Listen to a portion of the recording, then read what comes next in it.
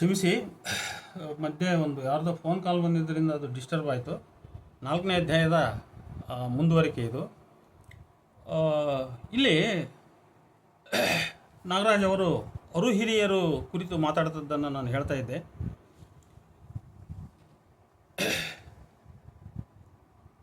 ಈ ಮೊದಲು DRN ಒಟ್ಟು ಹಿರಿಯರ ಸಮೂಹ ಅಂತ ಹೇಳಿದರು. ಇಲ್ಲಿ ಈ 466ನೇ ವಚನ ಸಂದರ್ಭದಲ್ಲಿ ಅವರು ತನ್ನ ಕುಲದ ಹಿರಿಯರು ಅಂತ ಮಾತನ್ನು ಬದಲಿಸಿದರು. ಈ ಹಿರಿಯರ ಜೀವನ ವಿಧಾನದ ಪ್ರಯಾಣದ ಮೂಲ ದಿಕ್ಕಿನಲ್ಲಿ ದೋಷವಿದೆ ಎಂದು ಟೀಕಿಸುತ್ತಾನೆ. ಆಸೆಯೇ ಅವರ ಜೀವನ ಪಥದ ವಿಲನ್ ಎಂತಲಾದರೂ ಲೇಖಕರು ಹೇಳಲಾರರು. ವಚನಕಾರರಿಗೆ ಸಂಬಂಧದಲ್ಲಿ ಶೈವ ಪುರಾತನರಂಥ ಹಿರಿಯರು ಈ ವಚನದ ಹಿರಿಯರು ಅಲ್ಲ ಎಂದು ನಾನು ಹೇಳಬಲ್ಲೆ. ಏಕೆಂದರೆ ಆಸೆಯೇ ಅವರ ಜೀವನ ಪಥದ ವಿಲನ್ ಎಂತಲಾದರೂ ಲೇಖಕರು ಹೇಳಲ್ಲ. ವಚನಕಾರರಿಗೆ ಸಂಬಂಧದಲ್ಲಿ ಶೈವ ಪುರಾತನರಂಥ ಹಿರಿಯರಂತೂ ಈ ವಚನದ ಹಿರಿಯರು ಅಲ್ಲ ಅಂತ ನಾನು ಹೇಳಬಲ್ಲೆ. ಯಾಕಂದರೆ ಶೈವ ಪುರಾತನರನ್ನು ಹಿಂಗೆ ನೆಗೆಟಿವ್ ದೃಷ್ಟಿಯಲ್ಲಿ ವಚನಕಾರರು ಯಾರು ನೋಡಿಲ್ಲ. ಅದರಲ್ಲೂ ಭಾಳ ಸ್ಪಷ್ಟವಾಗಿ ಅವರು ಹಿರಿಯರು ಅಂದರೆ ಈ ಡಂಬಕರನ್ನು ಇಟ್ಕೊಂಡೇ ಹೇಳಿರ್ತಕ್ಕಂಥ ಮಾತು. ಅದು ಅಲ್ಲಮ ಪ್ರಭುವಿನ ವಚನಗಳಲ್ಲಿ ಆ ಕಾನ್ಸೆಪ್ಟನ್ನು ಗಮನದಲ್ಲಿಟ್ಕೊಂಡು ಓದಿದ್ರೆ ಅರ್ಥ ಆಗುತ್ತೆ ನಮಗೆ. ಈ ಹಿರಿಯರ ಪಥ ಈಗ ದಾರಿ ತಪ್ಪಿದೆ ಎಂಬುದರ ಮಾತನ್ನು ಪ್ರಭು ಯಾವಾಗಲೂ ಹೇಳುವುದಿಲ್ಲ. ದೇಹದ ಆಶಯ ಮಾರ್ಗವನ್ನೇ ಆಧ್ಯಾತ್ಮಿಕ ಮಾರ್ಗ ಎಂದು ಪರಿವರ್ತಿಸಿಕೊಂಡು ಹೊರಟ ಆ ಹಿರಿಯರ ಮಾರ್ಗವನ್ನು ಪರಿಣಾಮಕಾರಿ ಪ್ರತಿಮೆಯ ಮೂಲಕ ವಿಳಂಬಿಸುತ್ತಿದ್ದಾನೆ ಎನ್ನುವ DRN ವೇಷವೆಂಬ ಹೆಣ ಎಂಬುದು ಪ್ರಭು ಒಪ್ಪದ ಅನ್ಯ ಧಾರ್ಮಿಕ ಮಾರ್ಗಕಾರರನ್ನು ಸೂಚಿಸುತ್ತದೆ ಅಂತ ಅವರು ಹೇಳ್ತಾರೆ 89ನೇ ಪುಟದಲ್ಲಿ. ಇದು ತಪ್ಪಾದ ಅಭಿಪ್ರಾಯ. ಈ ವಚನದಲ್ಲಿ ಅನ್ಯ ಧಾರ್ಮಿಕ ಮಾರ್ಗಕಾರರನ್ನೇ ಹಿರಿಯರು ಎಂಬ ಪದ ಸೂಚಿಸುತ್ತದೆಂಬುದಕ್ಕೆ ಸ್ಪಷ್ಟ ಆಧಾರವಿಲ್ಲ. ಅಲ್ಲದೆ ಅದೇ ಹಿರಿಯರು ಪರಿಕಲ್ಪನೆಯ ಬಗ್ಗೆ ಡಾಕ್ಟರ್ ನಾಗರಾಜ್ ಅವರಿಗೂ ಸ್ಪಷ್ಟತೆ ಇಲ್ಲ. ಒಮ್ಮೆ ಒಟ್ಟು ಹಿರಿಯರ ಸಮೂಹ ಎಂದರು, ಇನ್ನೊಮ್ಮೆ ಕುಲದ ಹಿರಿಯರು ಎಂದರು, ಈಗ ಅನ್ಯ ಧಾರ್ಮಿಕ ಮಾರ್ಗಕಾರರು ಎನ್ನುವರು. ಅಂದರೆ ಹಿರಿಯರು ಅನ್ನೋದ್ರ ಬಗ್ಗೆ ನಾಗರಾಜ್ ಅವರಲ್ಲಿ ಖಚಿತವಾದ ನಿಲುವು ಇಲ್ಲ ಅಂತ ಅರ್ಥ ಆಯಿತು. ಒಂದು ಸ್ಪಷ್ಟ ಗ್ರಹಿಕೆ ಇಲ್ಲ. ನಾನು ಆಗಲೇ ವ್ಯಕ್ತಪಡಿಸಿದಂತೆ ಆ ಹಿರಿಯರು ಎಂಬ ಪರಿಕಲ್ಪನೆ ಸನಾತನ ವೈದಿಕ ಶೈವ, ವೈದಿಕೇತರ ಶೈವ, ವೀರಶೈವ ಪರಂಪರೆಯ ಹಿರಿಯರ ಸಮೂಹ, ಡಂಬಕ ಶೈವ ಭಕ್ತರ ಸಮೂಹ ಎಂದು ನಾವು ತಿಳಿಯಬಹುದು ಭಾಳ ಸ್ಪಷ್ಟವಾಗಿ. ಅವರು ಯಾರೇ ಆಗಿರಲಿ, ಒಟ್ಟು ಡಂಬಕರವರು, ಅಂಥವರು ಹಿರಿಯರು. ಅವರ ಇನ್ನೊಂದು ಮಾತು ಅದೇ 466 ವಚನ ಕುರಿತದ್ದು. ಇಲ್ಲೆಲ್ಲ ಪ್ರಭು ಒಂದು ಬಗೆಯ ಒಡಲ ಸಿದ್ಧಾಂತವನ್ನು ಮಂಡಿಸುತ್ತಿದ್ದಾನೆ ಅಂತ ಅವರು ಹೇಳ್ತಾರೆ. ಇದಾದ ಮೇಲೆ 467ನೇ ವಚನವನ್ನು ಅವರು ಚರ್ಚೆಗೆ ಕೈಗೆತ್ತಿಕೊಂಡಿದ್ದಾರೆ. ಈ ವಚನವನ್ನು ನಾನು ಹಿರಿಯರು ಎಂಬ ಅಧ್ಯಾಯದಲ್ಲಿ ಚರ್ಚಿಸಿದ್ದೇನೆ. ಆದರೂ ಕೂಡ ಇಲ್ಲಿ ನೋಡೋಣ. ಧರೆಯ ಮೇಲುಳ್ಳ ಅರು ಹಿರಿಯರೆಲ್ಲರೂ ಮರುಳುಗೊಂಡಾಡುತ್ತಿದ್ದಾರೆ ನೋಡ. ಮಂಜಿನ ಮಡಕೆಯೊಳಗೆ ರಂಜನೆಯ ಭಂಡವ ತುಂಬಿ ಅಂಜದೆ ಪಾಕವ ಮಾಡಿಕೊಂಡು ಉಂಡು ಭಂಡವ ಮಾರುತ್ತಿರ್ಪರು ನೋಡ. ಸಂಜೀವಿನಿಯ ಬೇರ ಕಾಣದೆ ಮರಣಕ್ಕೊಳಗಾದರು ಗುಹೇಶ್ವರನ ನರಿಯದ ಭವಭಾರಕರೆಲ್ಲರೂ ಅಂತ ಹೇಳ್ಬಿಟ್ಟು 467ನೇ ವಚನ ಇದು. ಅದು 66, ಇದು 67. ಇದು ಪೂರ್ಣ ವಚನ. DRN ಅವರು ಮೊದಲೆರಡು ಸಾಲು ಬಿಟ್ಟು ಮುಂದಿನ ಸಾಲುಗಳನ್ನು ಸಂಕ್ಷಿಪ್ತವಾಗಿ ಅವರು ಚರ್ಚಿಸಿದ್ದಾರೆ. ಫಸ್ಟ್ 2 ಲೈನ್ ಬಿಟ್ಟಿದ್ದಾರೆ. ಅವರ ಅಭಿಪ್ರಾಯ ಹೀಗಿದೆ: ಮಂಜಿನ ಮಡಕೆಯೊಳಗೆ ರಂಜನೆಯ ಭಂಡವ ತುಂಬಿ ಅಂಜದೇ ಪಾಕವ ಮಾಡಿಕೊಂಡು ಉಂಡು ಎಂದು ಭಂಡತನ ಮಾಡುತ್ತಿರುವ ಹಿರಿಯರನ್ನು ಗೇಲಿ ಮಾಡುತ್ತಾನೆ ಪ್ರಭು. ಒಡಲನ್ನು ಮಡಕೆ ಎಂದು ತಮ್ಮ ವಿರಕ್ತ ಪ್ರಜ್ಞೆಯ ಸ್ಥಿತಿಯಲ್ಲಿ ವರ್ಣಿಸುವುದು ವಚನಕಾರರಿಗೆ ಸಾಮಾನ್ಯವಾದದ್ದು. ಉಳಿದವರ ಮಾತಿನಲ್ಲಿ ಅನುರಕ್ತ ಪ್ರತಿಭೆಯ ಪರಮೋಚ್ಛ ಪ್ರತಿನಿಧಿಯಾದ ಸ್ವತಃ ಅಕ್ಕನೇ ಹಾಗೆ ಮಾಡುತ್ತಾಳೆ. ಯಾವುದನ್ನು ಹಿರಿಯರು ದೊಡ್ಡ ದೊಡ್ಡ ಅನುಭವದ ಮಾತುಗಳಲ್ಲಿ ವರ್ಣಿಸುತ್ತಾರೋ ಅದನ್ನು ಪ್ರಭು ರಂಜನೆಯ ಭಂಡ ಎನ್ನುತ್ತಾನೆ. ಆತನ ಮಟ್ಟಿಗೆ ಶರೀರ ಎನ್ನುವುದು ಒಂದು ರಂಜನೆಯ ಭಂಡ. ಶರೀರದ ದೊಡ್ಡ ಆಕರ್ಷಣೆ ಇರುವುದು ಇಲ್ಲಿಯೇ. ಇದಿಷ್ಟು ಅವರ ಪ್ರತಿಕ್ರಿಯೆ, ಪುಟ 90. 467 ಈ ವಚನವನ್ನು ನಾನು ಹೀಗೆ ಅರ್ಥ ಮಾಡ್ತೇನೆ. ಯಾಕಂದರೆ ನಾವು ವಚನಗಳನ್ನು ಪರಸ್ಪರ ಕಂಪೇರಿಟಿವ್ ಆಗಿ ಅರ್ಥ ಮಾಡ್ತಾ ಹೋದಾಗಲೇ ಆ ವಿಮರ್ಶಕರು ಏನು ಎಲ್ಲಿ ಎಳೆ ತಪ್ಪಿದ್ದಾರೆ ಅಂತ ಗೊತ್ತಾಗುತ್ತೆ ನಮಗೆ. ಹೀಗೆ ಅವರು ಹಿರಿಯರು ಎಂದರೆ ದೊಡ್ಡವರು, ಜ್ಞಾನಿಗಳು ಎಂದರ್ಥ. ಅಂದರೆ ಆಗಲೇ ಹೇಳಿದ್ನಲ್ಲ, ಆ ಥರದ ಅವರು ಹಿರಿಯರು, ಡಂಬಕರು ಅವರು. ಇವರು ಮಂಜಿನ ಮಡಕೆಯೊಳಗೆ ರಂಜನೆಯ ಭಂಡವ ತುಂಬಿ ಅಂಜದೇ ಪಾಕವ ಮಾಡಿಕೊಂಡು ಉಂಡು ಭಂಡವ ಮಾರುತ್ತಿರುವ ಜ್ಞಾನಿಗಳು ಇವರು. ಇವರು ಸಂಜೀವಿನಿಯ ಬೇರ ಕಾಣದೆ ಮರಣಕ್ಕೊಳಗಾದ ಗುಹೇಶ್ವರನರಿಯದ ಭವಭಾರಕರಿವರು. ಇಲ್ಲಿನ ಈ ಅಜ್ಞಾನಿಗಳನ್ನು ಸೂಚಿಸುವ ಅರುಹಿರಿಯರು ಎಂಬ ಪದವೇ ವ್ಯಂಗ್ಯ. ಇಲ್ಲಿ ಭಾಳ ಐರಾನಿಕಲ್ ಆಗಿ ಬರ್ತದೆ ಅದು. ಜ್ಞಾನಿಗಳನ್ನು ಸೂಚಿಸುವ ಅರುಹಿರಿಯರು. ಈ ಅರುಹಿರಿಯರ ಜ್ಞಾನಿಗಳ ದಡ್ಡತನವೆಂಥದ್ದೆಂದರೆ ನೆರಳನ್ನೇ ನಿಜವೆಂದು ಭಾವಿಸಿದವರು ಇವರು ದಡ್ಡತನ. ಅದಕ್ಕಾಗಿ ನಾನು ಅದನ್ನು ಐರೋನಿಕಲ್ ಪದ ಅಂತ ಹೇಳೋದು. ನೆರಳನ್ನೇ ನಿಜವೆಂದು ಭಾವಿಸಿದವರು. ಮಂಜಿನ ಮಡಕೆ ಎಲ್ಲಾದರೂ ಉಂಟೆ? ಎಲ್ಲೂ ಸಾಧ್ಯವಿಲ್ಲ. ಒಂದು ವೇಳೆ ಇದ್ದರೆ ಅದರಲ್ಲಿ ಉರಿ ಹೊತ್ತಿಸಿ ಅಡುಗೆ ಮಾಡಲು ಬರುತ್ತದೆಯೇ? ಬರಲ್ಲ. ಅಗ್ನಿಯ ಝಳಕ್ಕೆ ಮಂಜಿನ ಮಡಕೆ ಕರಗದೇ ಇರುತ್ತದೆಯೇ? ಈ ಅರುಹಿರಿಯರು ಅಂತಹ ಅವಾಸ್ತವವಾದ ಮಂಜಿನ ಮಡಕೆಯಲ್ಲಿ ರಂಜನೆಯ ಭಂಡವ ತುಂಬಿ ಪಾಕವನ್ನು ತಯಾರಿಸಿಕೊಂಡು ಉಂಡು ಮತ್ತೆ ಭಂಡವನ್ನು ಅಂದರೆ ಸಂಪತ್ತನ್ನು ಮಾರುವವರು. ಅಡುಗೆ ಮಾಡಿ ಉಂಡ ಮೇಲೆ ಭಂಡವೆಲ್ಲಿ ಅದು ಮಾರಲಿಕ್ಕೆ? ಅವರು ಅಡುಗೆ ಮಾಡ್ಕೊಂಡು ಊಟ ಮಾಡಿದ ಮೇಲೆ ಭಂಡ ಎಲ್ಲಿರ್ತದೆ ಮಾರಲಿಕ್ಕೆ? ಆದರೂ ಈ ಅರುಹಿರಿಯರು ಭಂಡವ ಮಾರುತ್ತಿದ್ದಾರೆ. ಇನ್ನೂ ತಮಾಷೆ ಎಂದರೆ ಅನ್ನ ಉಂಡವರು ಬದುಕಬಲ್ಲರಲ್ಲದೆ ರಂಜನೆಯ ಭಂಡ ಉಂಡವರು ಉಳಿಯುತ್ತಾರೆಯೇ? ಇವರು ಸಾವು ತಂದುಕೊಂಡವರು. ಕೊನೆಗೆ ಜೀವವಿಳಿಸಿಕೊಳ್ಳಲು ಅಂದರೆ ಹೀಗೆ ಭಂಡವನ್ನು ಉಂಡು, ಅಂದರೆ ಅದು ವಜ್ರ ವೈಡೂರ್ಯ ಇರ್ಬೋದು, ಬಂಗಾರ ಇರ್ಬೋದು, ಹೀಗೆ ಭಂಡವನ್ನು ಉಂಡು ಜೀವವನ್ನು ಕಳೆದುಕೊಂಡ ಮೇಲೆ ಮತ್ತೆ ವಾಪಸ್ ತಮ್ಮ ಜೀವವನ್ನು ಉಳಿಸಿಕೊಳ್ಳೋದು. ಕೊನೆಗೆ ಜೀವ ಉಳಿಸಿಕೊಳ್ಳಲು ಸಂಜೀವಿನಿಯ ಬೇರ ಸಿಗದೆ ಮರಣ ಹೊಂದಿದ ಭವಭಾರಕರಿವರು. ಹೀಗೆ ಅರುಹಿರಿಯರನ್ನು ನಗೆಪಾಟಲಿಗೀಡು ಮಾಡುತ್ತದೆ ಈ ವಚನ. ಇಲ್ಲಿ ಪ್ರಸ್ತುತ ವಚನದ ಯಾವ ಸತ್ಯಾಂಶವನ್ನು ನಾಗರಾಜ್ ಅವರ ಮೇಲಿನ ವಿವರಣೆ ನೀಡಬಲ್ಲದು? ಇದು ಪ್ರಶ್ನೆ. ನಾವು ಹೋಲಿಕೆ ಮಾಡಿ ನೋಡಿದರೆ ಅವರ ವಿವರಣೆ ಎಲ್ಲೂ ಕೂಡ ವಚನದ ಅರ್ಥಕ್ಕೆ ಪ್ಯಾರಲಲ್ಲಾಗಿ ಹೋಗೋದೇ ಇಲ್ಲ. ಅದಕ್ಕೆ ಅಂಟಿಕೊಂಡು ಅದನ್ನು ರೆಫರ್ ಮಾಡಿ ಹೋಗೋದೇ ಇಲ್ಲ. ಅದರ ಬೇಸ್ ಮೇಲೆ ಅವ್ರ ಚರ್ಚೆ ಇರಲ್ಲ. ಪ್ರಭುವಿನ ವೈರುಧ್ಯಾತ್ಮಕ ಪ್ರತಿಮೆಗಳ ಬಗ್ಗೆ ಸಾಕಷ್ಟು ಜ್ಞಾನವುಳ್ಳ ಈ ಲೇಖಕರು ಈ ವಚನದ ಅರ್ಥವನ್ನು ಸರಿಯಾಗಿ ಕಟ್ಟಿಕೊಟ್ಟು ಅದಕ್ಕೆ ಸೂಕ್ತವಾದ ವಿಮರ್ಶೆಯನ್ನು ನೀಡಿದ್ದಾರೆ ಎಂದು ಅವರ ಮೇಲಿನ ಬರಹದಿಂದ ಹೇಳಲಿಕ್ಕೆ ಸಾಧ್ಯವೇ? ಈ ವಚನದಲ್ಲಿ ಪ್ರಯೋಗವಾದ ಅರುಹಿರಿಯರು ಎಂಬ ಪರಿಕಲ್ಪನೆಯು ಪ್ರಭುವಿನ ವಚನದಲ್ಲಿ ಅನೇಕ ಕಡೆ ಬರುತ್ತದೆ. ನಾಗರಾಜ್ ಅವರು ಈ ಪದವನ್ನು ಸರಿಯಾಗಿ ಗ್ರಹಿಸಿಲ್ಲ. ಅವರು ಭಂಡವ ಮಾರುತ್ತಿರುವರು ಎಂಬುದನ್ನು ಭಂಡತನ ಮಾರುತ್ತಿರುವರು ಎಂದು ಗ್ರಹಿಸಿರುವುದು ಸಂಪೂರ್ಣ ತಪ್ಪು. ನೋಡಿ, ಭಂಡವ ಮಾರುವರು ಅನ್ನೋದನ್ನು ಭಂಡತನ ಮಾರುವವರು ಅಂತ ಅವರು ಗ್ರಹಿಸಿರ್ತಕ್ಕಂಥದ್ದು ಪೂರ್ಣ ತಪ್ಪು. ಒಡಲನ್ನು ವಿರಕ್ತ ಪ್ರಜ್ಞೆಯ ದೃಷ್ಟಿಯಲ್ಲಿ ಮಡಕೆ ಎಂದು, ನಂತರ ಶರೀರ ಎನ್ನುವುದು ರಂಜನೆಯ ಭಂಡ ಎಂದಿರುವುದು ವಚನಕಾರರ, ಅದರಲ್ಲೂ ಪ್ರಭುವಿನ ದೃಷ್ಟಿಯಲ್ಲಿ ಒಂದು ಸೀಮಿತ ಅರ್ಥದಲ್ಲಿ ಸರಿಯೆಂದು ಒಪ್ಪಬಹುದು. ಅದಕ್ಕೆ ವಿವರಣೆಯಾಗಿ ಮಂಜಿನ ಮಡಕೆ ಹೇಗೆ ಅಶಾಶ್ವತವೋ ಈ ಶರೀರವೂ ಅಶಾಶ್ವತವೇ. ವಿಶಾಲಾರ್ಥದಲ್ಲಿ ಮಂಜಿನ ಮಡಕೆ ಇಕ್ಕಷ್ಟು ಮಾನವನ ಈ ಅಶಾಶ್ವತವಾದ ಶರೀರ ಅಂತ ಅರ್ಥ ಆಗ್ಬೋದದು. ಇದರೊಳಗೆ ತುಂಬಿರುವ ರಂಜನೆಯ ಭಂಡವು ಶೃಂಗಾರ, ಪ್ರಣಯ, ಕಾಮ, ಆಸೆ ಎಂಬಿತ್ಯಾದಿ ವರ್ಗಾದಿಗಳನ್ನು ಸಂಸಾರದ ವ್ಯಾಮೋಹವನ್ನು ತುಂಬಿದ್ದು. ಈ ಸಂಸಾರ ಮಾಯೆಯಿಂದ ಮರುಳುಗೊಂಡ ಆ ಅರುಹಿರಿಯರು ಅಂಜದೆ ಭಂಡತನದಿಂದ ಆ ಅಸ್ಥಿರವಾದ ಮಡಕೆಯೊಳಗೆ ಸಂಸಾರವೆಂಬ ಅಡುಗೆಯನ್ನು ಅಂಜದೇ ಮಾಡುತ್ತಿದ್ದಾರೆ. ಮತ್ತೆ ಅದೇ ಭಂಡವನ್ನೇ ಇತರರಿಗೆ ಮಾರಲು ಕೂಡ ಪ್ರಯತ್ನಿಸುತ್ತಿದ್ದಾರೆ. ಅಂಥ ಭವಭಾರಕರಿಗೆ ಭವಿಷ್ಯವಿಲ್ಲ, ಅವರಿಗೆ ಸಾವು ಶತಸಿದ್ಧ.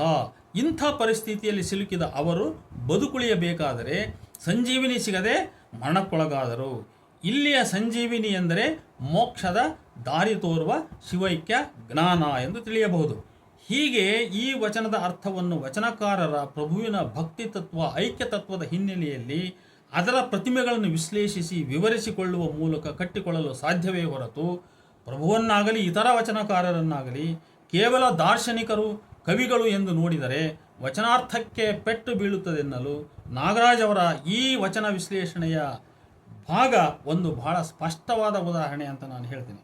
ಈ ಸಂದರ್ಭದಲ್ಲಿ ನಾಗರಾಜ್ ಅವರ ಬಗ್ಗೆ ಹೇಳಬೇಕಾದ ಮಾತೇನೆಂದರೆ, ಪ್ರಸ್ತುತ ಕೃತಿಯಲ್ಲಿ ಅವರು ಪ್ರಭುವನ್ನು ಚರ್ಚಿಸುವಾಗ ಅಭಿನವ ಗುಪ್ತಾದಿ ಇತರೆ ಅನೇಕ ತಾಂತ್ರಿಕ ದಾರ್ಶನಿಕರು, ಶಂಕರರ ಅದ್ವೈತ, ಹೀಗೆ 10 ಹಲವು ವೈಚಾರಿಕ ದಾರ್ಶನಿಕ ಧಾರೆಗಳ ಬಗ್ಗೆ ಪ್ರಸ್ತಾಪಿಸುತ್ತಾ ತಮ್ಮ ಚರ್ಚೆಯ ಜ್ಞಾನದ ಹರವು ವಿಸ್ತಾರವನ್ನು, ಅದರ ಎತ್ತರ ಬಿತ್ತರವನ್ನು ಓದುಗನ ಅನುಭವಕ್ಕೆ ತರಲೆತ್ನಿಸುತ್ತಿದ್ದಾರೆ. ಅವರ ಅಗಾಧ ಪಾಂಡಿತ್ಯವು ಓದುಗರನ್ನು ನಿಬ್ಬೆರಗಾಗಿಸುತ್ತದೆಂಬುದು ಕೂಡ ಸತ್ಯವೇ. ಸಮಸ್ಯೆ ಎಂದರೆ ಅವರು ಪ್ರಭುವನ್ನು ತಿಳಿಯಲು ಹಂಬಲಿಸುವ ಓದುಗನನ್ನು 10 ಹಲವು ಅಪರಿಚಿತ ವೈಚಾರಿಕ ದಾರ್ಶನಿಕ ಧಾರೆಗಳ ಕವಲುದಾರಿಗಳ ಮಧ್ಯೆ ತಂದು ನಿಲ್ಲಿಸಿ ಗೊಂದಲಕ್ಕೀಡು ಮಾಡಿದಂತಾಗುತ್ತದೆ. 10 ಹಲವು ವಿಷಯಗಳ ಪ್ರಸ್ತಾಪಗಳ ಸುಳಿಯಲ್ಲಿ ಪ್ರಭುವಿನ ವಚನದ ಸತ್ಯ ಸ್ಪಷ್ಟತೆಗೆ ಧಕ್ಕೆ ಬರುತ್ತದೆ, ಅದು ಮಸುಕಾಗುತ್ತದೆ.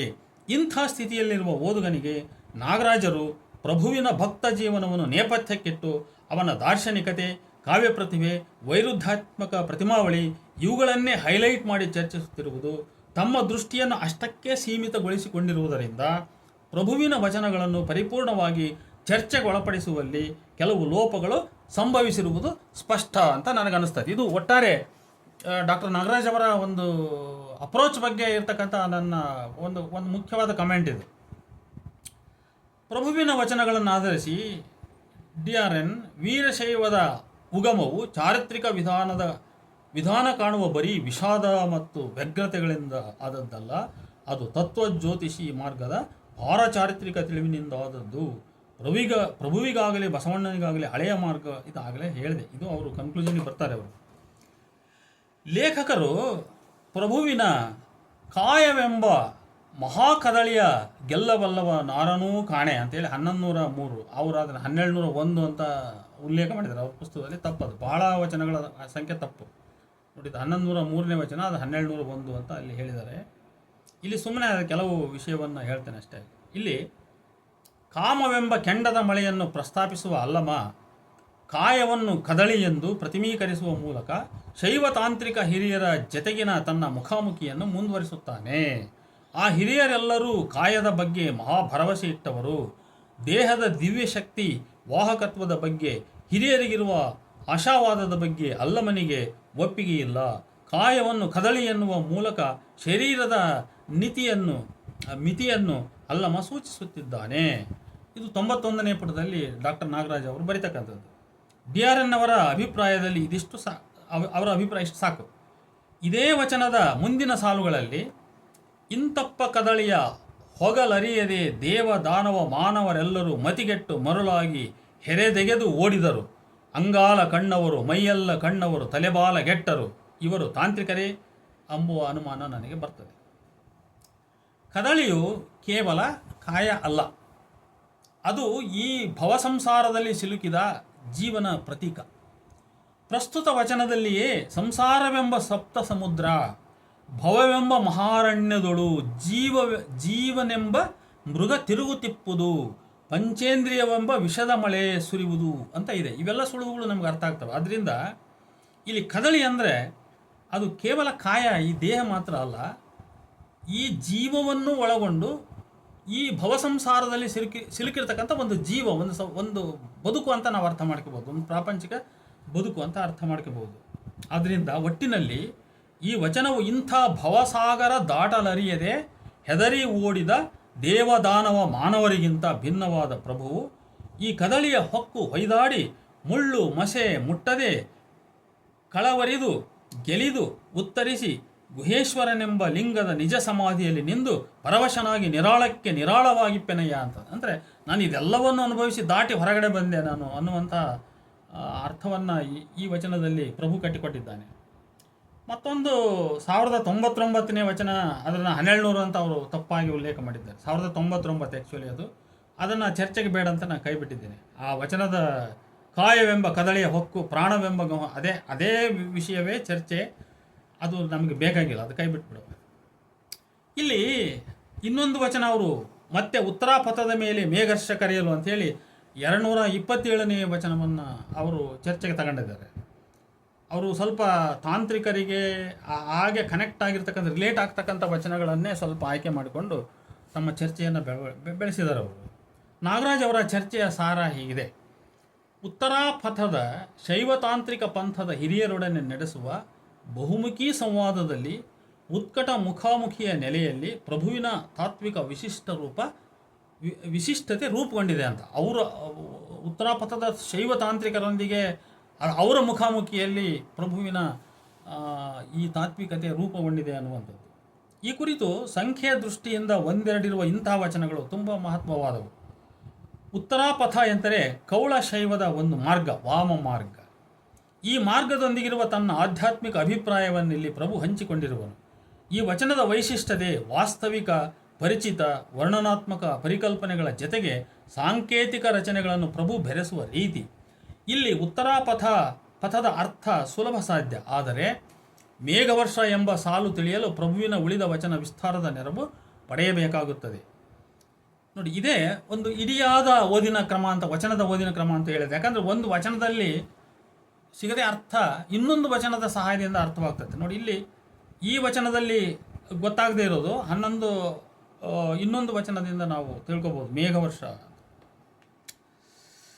ಆತನ ಹಿಂದಿನ ವಚನಗಳಲ್ಲಿ ಅಂದರೆ ಪಂಚೇಂದ್ರಿಯವೆಂಬ ವಿಷದ ಮಳೆ ಸುರಿಯುತ್ತಿಪ್ಪುದು 1103ನೇ ವಚನದಲ್ಲಿ ತಿಳಿದಂತೆ, ಮಳೆ ಎಂದರೆ ಅದು ವಿಷಯೇಂದ್ರಿಗಳ ಮಳೆ, ಕಾಮದ ಮಳೆ. ಅತಿವೃಷ್ಟಿಯಿಂದ ಬರಗಾಲವಾಗಿ ಪ್ರಾಣಿಗಳೆಲ್ಲವೂ ಸತ್ತವು. ಹೀಗೆ ಚಾರಿತ್ರಿಕ ಮತ್ತು ವ್ಯಕ್ತಿ ವಿಶಿಷ್ಟ ಪರಿಭಾಷೆಯಲ್ಲಿ ಕೌಳಶೈವ ಮಾರ್ಗವನ್ನು ವಿಮರ್ಶಿಸಿದ ನಂತರ ಪ್ರಭು ಪರಂಪರಾ ವಿಶಿಷ್ಟ ಪ್ರತಿಮೆಯ ಬಳಕೆಗೆ ವಾಪಸ್ಸಾಗುತ್ತಾನೆ. ಅವರ ಸುಟ್ಟ ರುದ್ರ ಭೂಮಿಯಲ್ಲಿ ನಾ ನಿಮ್ಮ ನರಸುವೆ ಅಂತ ಆ ವಚನದ ಕೋಟನ್ನು ಹೇಳ್ತಾರೆ ಅವರು. ಈ ಸಾಲಿನ ರುದ್ರಭೂಮಿ ಎಂದರೆ ಅಭಿನವಗುಪ್ತನಲ್ಲಿ ಕಾಸ್ಮಿಕ್ ರೂಪಕ, ಶೈವ ತಂತ್ರಕ್ಕಿರುವ ದಂಗೆಕೋರ ಸ್ವರೂಪದ ಸಂಕೇತವೂ ಇದು ಹೌದು. ವೈದಿಕ ಧರ್ಮಗಳ ಸಂಪ್ರದಾಯಕತೆ ಜಡ ವ್ಯವಸ್ಥೆಯಾದಾಗ ಅದಕ್ಕೆ ಪ್ರತಿಭಟನೆಯಾಗಿ ಹುಟ್ಟಿದ್ದು ಶೈವತಂತ್ರ ಎಂಬ ನಾಗರಾಜರ ನಿರ್ಣಯ ಪರಿಶೀಲನಾರ್ಹ.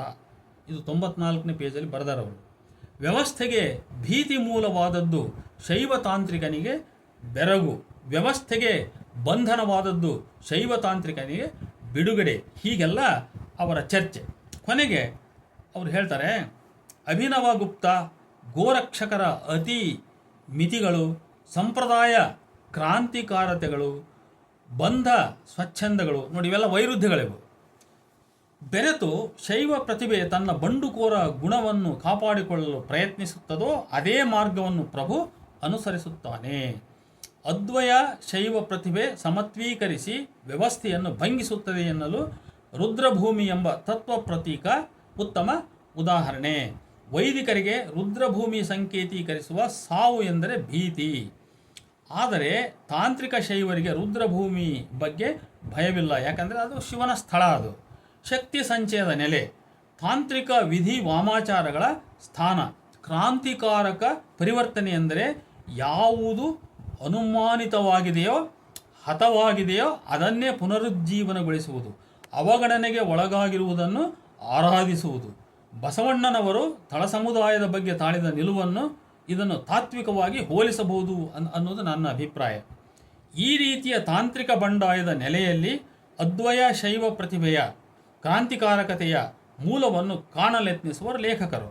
ಪಂಪರನ್ನಾದಿಗಳ ಕ್ಲಾಸಿಕಲ್ ಕನ್ನಡದಲ್ಲಿ ಅವಗಣನೆಗೊಳಗಾಗಿದ್ದ ಸಾಮಾನ್ಯ ಜೀವನದ ವಿವರಗಳನ್ನು, ಅಂದರೆ ಪೂರಾ ಅವಗಣನೆ ಅಂತಲ್ಲ, ವಚನಕಾರರು ಕೇಂದ್ರಕ್ಕೆ ತಂದು ಆ ವಿವರಗಳನ್ನೇ ಮಹಾರೂಪಕದ ಎತ್ತರಕ್ಕೆ ಎತ್ತಿ ಅವುಗಳನ್ನು ಆಧ್ಯಾತ್ಮಿಕ ಅರ್ಥವಾಹಕಗಳಾಗುವಂತೆ ಮಾಡಿದರು.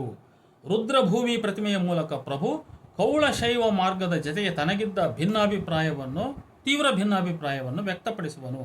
ಆದರೆ ಅದರ ತಾಯಿ ಅದ್ವಯ ಶೈವದ ಬಗ್ಗೆ ಗಾಢವಾದ ಆತ್ಮೀಯತೆ ಇದೆ ಅಂಥೇಳಿ ಅವರು 96ನೇ ಪುಟದಲ್ಲಿ ಬರೀತಾರೆ. ಹೀಗೆ ಇನ್ನೊಂದು ವಚನವನ್ನು ಅವರು ಪರಿಶೀಲನೆಗೆ ಎತ್ಕೊಂಡಿದ್ದಾರೆ. ಇದನ್ನು ನಾವು ನೋಡ್ತಕ್ಕಂಥದ್ದು ಬಹಳ ಮುಖ್ಯ ಇಲ್ಲಿ. ಅದು ಯಾವುದು ಅಂತ ಹೇಳಿದರೆ 418ನೆಯ ವಚನ. ಅದು ಕೂಡ ಸಂಖ್ಯೆ ತಪ್ಪಾಗಿದೆ, 415 ಅಂತ ಅವರು ಹಾಕಿದ್ದಾರೆ, ಅದು 418. ಅರಗಿನ ದೇಗುಲದಲ್ಲಿ ಒಂದು ಉರಿಯ ಲಿಂಗವ ಕಂಡೆ, ಮತ್ತೆ ದೇವರ ಪೂಜಿಸುವವರಾರೂ ಇಲ್ಲ. ಉತ್ತರಾಪಥದ ದಶನಾಡಿಗಳಿಗೆ ಸುತ್ತಿ ಮುತ್ತಿದ ಮಾಯೆ ಎತ್ತಲಿಕ್ಕೆ ಹೋಯಿತು. ಮರನೊಳಗಣ ಕಿಚ್ಚು ಮರನ ಸುಟ್ಟದ ಕಂಡೆ, ಗುಹೇಶ್ವರನೆಂಬ ಲಿಂಗ ಅಲ್ಲಿಯೇ ನಿಂದಿತ್ತು. ದಶನಾಡಿಗಳು ಎಂಬುದು ಇಲ್ಲಿ ಲಿಪಿದೋಷವಿರಬಹುದು, ಅದು ದರ್ಶನಾದಿಗಳು ಎಂಬುದೇ DRN ಮತ್ತು ಸಿದ್ದೇಶ್ವರ ಸ್ವಾಮೀಜಿಗಳ ಅಲ್ಲಮ ಪ್ರಭು ದೇವರ ವಚನ ನಿರ್ವಹಿಸಿದರೆ, ಅದರಿಂದ ಅಲ್ಲಿ ದಶನಾಡಿಗಳು ಅನ್ನೋದಲ್ಲ, ಅದು ದರ್ಶನಾದಿಗಳು ಅಂತ ಇರಬೇಕಂತ ಅವರಿಬ್ಬರು ಕೂಡ ಗ್ರಹಿಸಿದರು. ಲೇಖಕರ ಚರ್ಚೆಯ ಸಾರ ಏನಂದರೆ, ಈ ವಚನದ ಕುರಿತು, ಈ ವಚನದಲ್ಲಿ ಪ್ರಭು ಉತ್ತರಾಪಥ ದೈವವನ್ನು ಪಡೆದ ಅನುಭವದ ದಾರಿಯ ಬಗ್ಗೆ ತನಗಿರುವ ವಿಷಾದದ ಧೋರಣೆಯನ್ನು ಎತ್ತಿಕೊಳ್ಳುತ್ತಿದ್ದಾನೆ. ಇಲ್ಲಿ ವಿಷಾದವಿದೆ, ವ್ಯಗ್ರತೆ ಇಲ್ಲ, ಉತ್ತರ ಪಥದ ಮೈಥುನದ ಆಧ್ಯಾತ್ಮಿಕ ಮಾರ್ಗಗಳ ವಿಧಾನವನ್ನು ಪ್ರಭು ಪ್ರತಿಮೀಕರಿಸುತ್ತಾನೆ. ಪ್ರಭು ಬೇರೆಡೆ ದೇಹವನ್ನು ದೇಗುಲ ಎಂದರು. ಕೌಳರ ಶರೀರ ಸಿದ್ಧಾಂತವನ್ನು ವ್ಯಾಖ್ಯಾನಿಸುವಾಗ ಅದನ್ನು ಅರಗಿನ ದೇಗುಲ ಎನ್ನುವನು. ಈ ಅರಗಿನ ದೇಗುಲವನ್ನು ಉರಿಯಲಿಂಗ ಭಸ್ಮ ಮಾಡಿತು. ಅರಗಿಗೆ ಉರಿಯನ್ನು ಧರಿಸುವ ಶಕ್ತಿ ಇಲ್ಲ. ಇದೇ ಪ್ರಭುವಿನ ವೈರುಧ್ಯಾತ್ಮಕ ವಿಸ್ಮಯದ ಮೂಲ. ಅರಗಿಗೆ ಉರಿಯನ್ನು ಧರಿಸುವ ಶಕ್ತಿ ಇದೆ ಎಂದು ನಂಬಿದ್ದೇ ಉತ್ತರಾಪಥದ ದರ್ಶನಾದಿಗಳಿಗೆ ಮುತ್ತಿದ ಮಾಯೆ. ಅಂದರೆ ದರ್ಶನ ವೈಚಾರಿಕ ಆಕೃತಿ ಅಂಥೇಳಿ ಅವರು 96ನೇ ಪುಟದಲ್ಲಿ ಇಷ್ಟು ಬರೆದಾರೆ. ಅವರು ಈ ವಚನದ ಕುರಿತಾಗಿ ಇಷ್ಟು ಬರೆದಾರೆ. ಈಗ ಇಲ್ಲಿ ನನ್ನ ಚರ್ಚೆ ಅರಗು ಅಂಚು ಅಂತ ಅರ್ಥ ಇಲ್ಲಿ ಸೂಕ್ತ ಅಲ್ಲ. ಅರಗು ಅಂದರೆ ಬಂಗಾರದ ಆಭರಣಗಳನ್ನು ತಯಾರಿಕೆಯಲ್ಲಿ ಚೂರು ಚೂರು ಕೊಂಡಿಗಳನ್ನು ಸೇರಿಸಲಿಕ್ಕೆ ಬಳಸ್ತಾರಲ್ಲ, ಅದು ಅರಗು. ಆದ್ದರಿಂದ ಅದೊಂಥರ ಅದು ಮೃದುವಾದ ಲೋಹ. ಕಿಟಲ್ ನೀಡಿರುವ ಅರ್ಥಗಳು ಟು ಜಾಯಿನ್, ಎಂಬ್ರೇಸ್ ಅನ್ನೋದು ಕೂಡ ಇದನ್ನೇ ಸೂಚಿಸ್ತದೆ. ಅರಗಿನ ದೇಗುಲ ಅಂದಾಗ ಎಂಬುದು ಹಿಂದಿನ ವಚನಗಳಲ್ಲಿ ಬಂದಂತಹ ಮಂಜಿನ ಮಡಕೆಯಂತೆಯೇ ಈ ಅಸ್ಥಿರವಾದ ದೇಹ ಶರೀರವನ್ನೇ ಸೂಚಿಸುತ್ತದೆ. ನೋಡಿ, ಅಲ್ಲಿ ಮಾತು ಬೇರೆ ಆಯಿತು ಅಷ್ಟೇ. ಅದು ಮಂಜಿನ ಮಡಕೆ ಅಂತ ಆಯಿತು. ಮಂಜಿನ ಮಡಕೆ ಇರಲಿಕ್ಕೆ ಸಾಧ್ಯವಿಲ್ಲ, ಅದು ಕರಗಿ ಹೋಗುವಂಥದ್ದು. ಅದೇ ಥರ ಇಲ್ಲಿ ಅರಗಿನ ದೇಗುಲ. ಅರಗಿನ ದೇಗುಲ ಅಂದರೆ ಕರಗುವಂಥದ್ದು ಅಂತ, ಶಾಶ್ವತವಾದ್ದಲ್ಲ ಅದು ಅಂತ. ಹಾಗಾಗಿ ಈ ದೇಹ ಶರೀರವನ್ನೇ ಸೂಚಿಸುತ್ತದೆ. ಭಕ್ತನ ಈ ಅಸ್ಥಿರ ಶರೀರದಲ್ಲಿ ಒಂದು ಉರಿಯ ಲಿಂಗ ಎಂದರೆ ಪ್ರಜ್ವಲಿಸುವ ಲಿಂಗ, ಶಿವನನ್ನು ಕಂಡೆ ಅಂತ ಅರ್ಥ. ಈ ಅರಗಿನ ದೇಗುಲದೊಳಗೆ ಒಂದು ಶಿವ ಇದ್ದಾನೆ, ಅದು ಪ್ರಜ್ವಲಿಸುವುದು. ಅದನ್ನು ನಾನು ಕಂಡೆ. ಈ ಲಿಂಗವು ಉರಿಯ ಲಿಂಗವಾಗಿ ಈ ಭಕ್ತನ ಕಾಯ ಜೀವಗಳನ್ನು ದಹಿಸಿ ಪರೀಕ್ಷಿಸುವುದು ಎಂತಲೂ ಇದನ್ನು ಕರಗಿಸಿ ಮಾಗಿಸುತ್ತದೆ ಅಂತಲೂ ತಿಳಿಯಬಹುದು. ಇದು ಹಿಂಗೆ ಎರಡು ರೀತಿಯಲ್ಲಿ ಅರ್ಥ ಮಾಡ್ಕೋಬೋದು. ಇದನ್ನು ಕರಗಿಸಿ ಮಾಗಿಸ್ತತೆ ಅಂತ ತಿಳಿಬೋದು. ಆಮೇಲೆ ಜ್ಞಾನ ಅಂತಲೂ ಕೂಡ ಅರ್ಥ ಮಾಡ್ಕೋಬೋದು. ನಾವು ಒಳಗಿನ ಜ್ಞಾನ ಅಂತಲೂ ಅರ್ಥ ಮಾಡ್ಕೋಬೋದು. ಉರಿಯ ಲಿಂಗವನ್ನು ಜ್ಞಾನ, ಅರಿವು ಅಂತಲೂ ಕೂಡ ಅರ್ಥೈಸಲಾಗಿದೆ. ಉರಿಯ ಲಿಂಗವ ಧರಿಸಿದ ಶರೀರ ಕರಗುತ್ತಲೇ ಇದೆ. ಅಂದರೆ ಶರೀರದೊಳಗಿನ ಲಿಂಗಜ್ಞಾನ, ಶಿವಜ್ಞಾನದ ಕೆಚ್ಚು ಭಕ್ತನ ಶರೀರ ಗುಣಗಳನ್ನು ದಹಿಸುತ್ತದೆ. ಅದರೊಳಗಿನ ಆ ಬೆಂಕಿ, ಶಿವ ಬೆಂಕಿ ಏನಿದೆ, ಇವನ ತನುಗುಣಗಳನ್ನು ಅದು ದಿನೇ ದಿನೇ ದಿನೇ ದಿನೇ ಸುಟ್ಟು ನಾಶ ಮಾಡ್ತಾ ಇದೆ. ದೇಹ ಶಿಥಿಲವಾಗುತ್ತಾ ಇದೆ. ಕೊನೆಗೆ ಆ ಶಿವಲಿಂಗ ಮಾತ್ರ ಉಳಿತೈತೆ. ಅಂದರೆ ದೇಹ ನಶ್ವರವಾದ ಮೇಲೆ ಕೊನೆಗೆ ಉಳಿಯೋದು ಆತ್ಮ ಮಾತ್ರ. ಆದರೂ ಆ ದೇವರನ್ನು ಪೂಜಿಸುವವರು ಯಾರೂ ಇಲ್ಲ. ತನ್ನೊಳಗೆ ಲಿಂಗವನ್ನು ಇರಿಸಿಕೊಂಡ ಭಕ್ತನಿಗೆ ಅದನ್ನು ಅಂತರ್ಮುಖಿಯಾಗಿ ಅರಿತು ಅಮೂರ್ತವಾಗಿ ಪೂಜಿಸುವ ಜ್ಞಾನವೇ ಅವನಿಗೆ ಇಲ್ಲ. ಮಾಯೆಯ ಕೆಲಸವೇ ಪರಮಪುರುಷನನ್ನು ಅರಿಯದಂತಹ ಅಜ್ಞಾನವನ್ನು ಜೀವನಕ್ಕೆ ಉಂಟು ಮಾಡ್ತಕ್ಕಂಥದ್ದು. ಯಾಕಂದರೆ ಆ ಮಾಯೆಯ ಕೆಲಸನೇ ಅದು. ಪರಮಪುರುಷನಿದ್ದರೂ ಅದನ್ನು ಅರ್ಥ ಮಾಡಿಕೊಳ್ಳುವಂಥ ಒಂದು ಮುಸುಕನ್ನು, ಒಂದು ಸೆರಗನ್ನು ಅಥವಾ ಒಂದು ತೆರೆಯನ್ನು ಅದು ಹಾಕಿಬಿಡ್ತದೆ ಅಂತ. ಆದ್ದರಿಂದ ಮಾಯೆಯ ಪ್ರಭಾವದಲ್ಲಿರುವ ಅರಿಷಡ್ವರ್ಗಾದಿ ತನುಗುಣ ಬಿಡದ ಭಕ್ತನ ಕಾಯವೇ ಇಲ್ಲಿ ಮರ. ಇದರೊಳಗೆ ಕಿಚ್ಚಂತೆ ಅಡಗಿದ ಆ ಪ್ರಕಾಶಮಾನವಾದ ಲಿಂಗವು ಆ ಮರನ ಸುಟ್ಟು ನಾಶ ಮಾಡಿ ಕೊನೆಗೆ ತಾನೊಂದೇ ಉಳಿಯಿತು. ಮರನೊಳಗಣ ಕಿಚ್ಚು ಮರನ ಸುಟ್ಟುದ ಕಂಡೆ ಗುಹೇಶ್ವರನೆಂಬ ಲಿಂಗ ಅಲ್ಲಿಯೇ ನಿಂದಿತ್ತು ಅನ್ನುವಂಥ ವಚನದ ಸಾಲು ಅಲ್ಲಿ ಬರ್ತದೆ. ಈ ಸಾಲುಗಳು ದೇಹ ನಷ್ಟವಾಗಿ ಪರಮಾತ್ಮ ಸಂಬಂಧವಾದ ಆತ್ಮವು ಅವಿನಾಶಿಯಾಗಿ ಅಲ್ಲಿಯೇ ಇತ್ತೆಂಬ ಅರ್ಥವನ್ನು ಕೊಡುತ್ತದೆ. ಉತ್ತರಾಪಥದ ದರ್ಶನಾದಿಗಳ ಅಜ್ಞಾನವನ್ನು ಪ್ರಭು ಟೀಕಿಸುವನು. ಇವುಗಳಿಂದ ಶಿವನರಿವು, ಶಿವಜ್ಞಾನ ಉಂಟಾಗದು. ಇವುಗಳನ್ನು ನೆಚ್ಚಿದರೆ ಮುಕ್ತಿ ಇಲ್ಲದೆ ದೇಹ ನಾಶವಾಗುತ್ತದೆಂಬ ಹತಾಶೆ ಇಲ್ಲಿ ಕಾಣುತ್ತದೆ. DRN ಅವರ ಈ ಮೇಲಿನ ವಚನ ವಿಮರ್ಶೆಯಲ್ಲಿ ಉತ್ತರಾಪಥದ ಕುರಿತ ಅಲ್ಲಮನ ವಿಷಾದ ಎಂಬ ಮಾತು ಬಿಟ್ಟರೆ ವಚನದ ತಿರುಳು ಸಂದೇಶಕ್ಕೆ ಅನುಗುಣವಾದ ಯಾವ ಸ್ಪಷ್ಟ ವಿವರವೂ ಕೂಡ ಇಲ್ಲ. ಇದನ್ನು ಅರ್ಥ ಮಾಡಿ. ಇಲ್ಲಿ ಓದುಗರು ಯಾಕೆ ಆ ಕೃತಿಯನ್ನು ಓದ್ತಾ ಗೊಂದಲಕ್ಕೂ, ನಾನು ಕೆಲವು ಸ್ನೇಹಿತರ ಬಾಯ ಕೇಳೀನಿ, ಅದು ನಮ್ಗೆ ಅರ್ಥ ಆಗಲಿಲ್ಲ ಅಂತ ಹೇಳ್ತಾರೆ ಅವರು.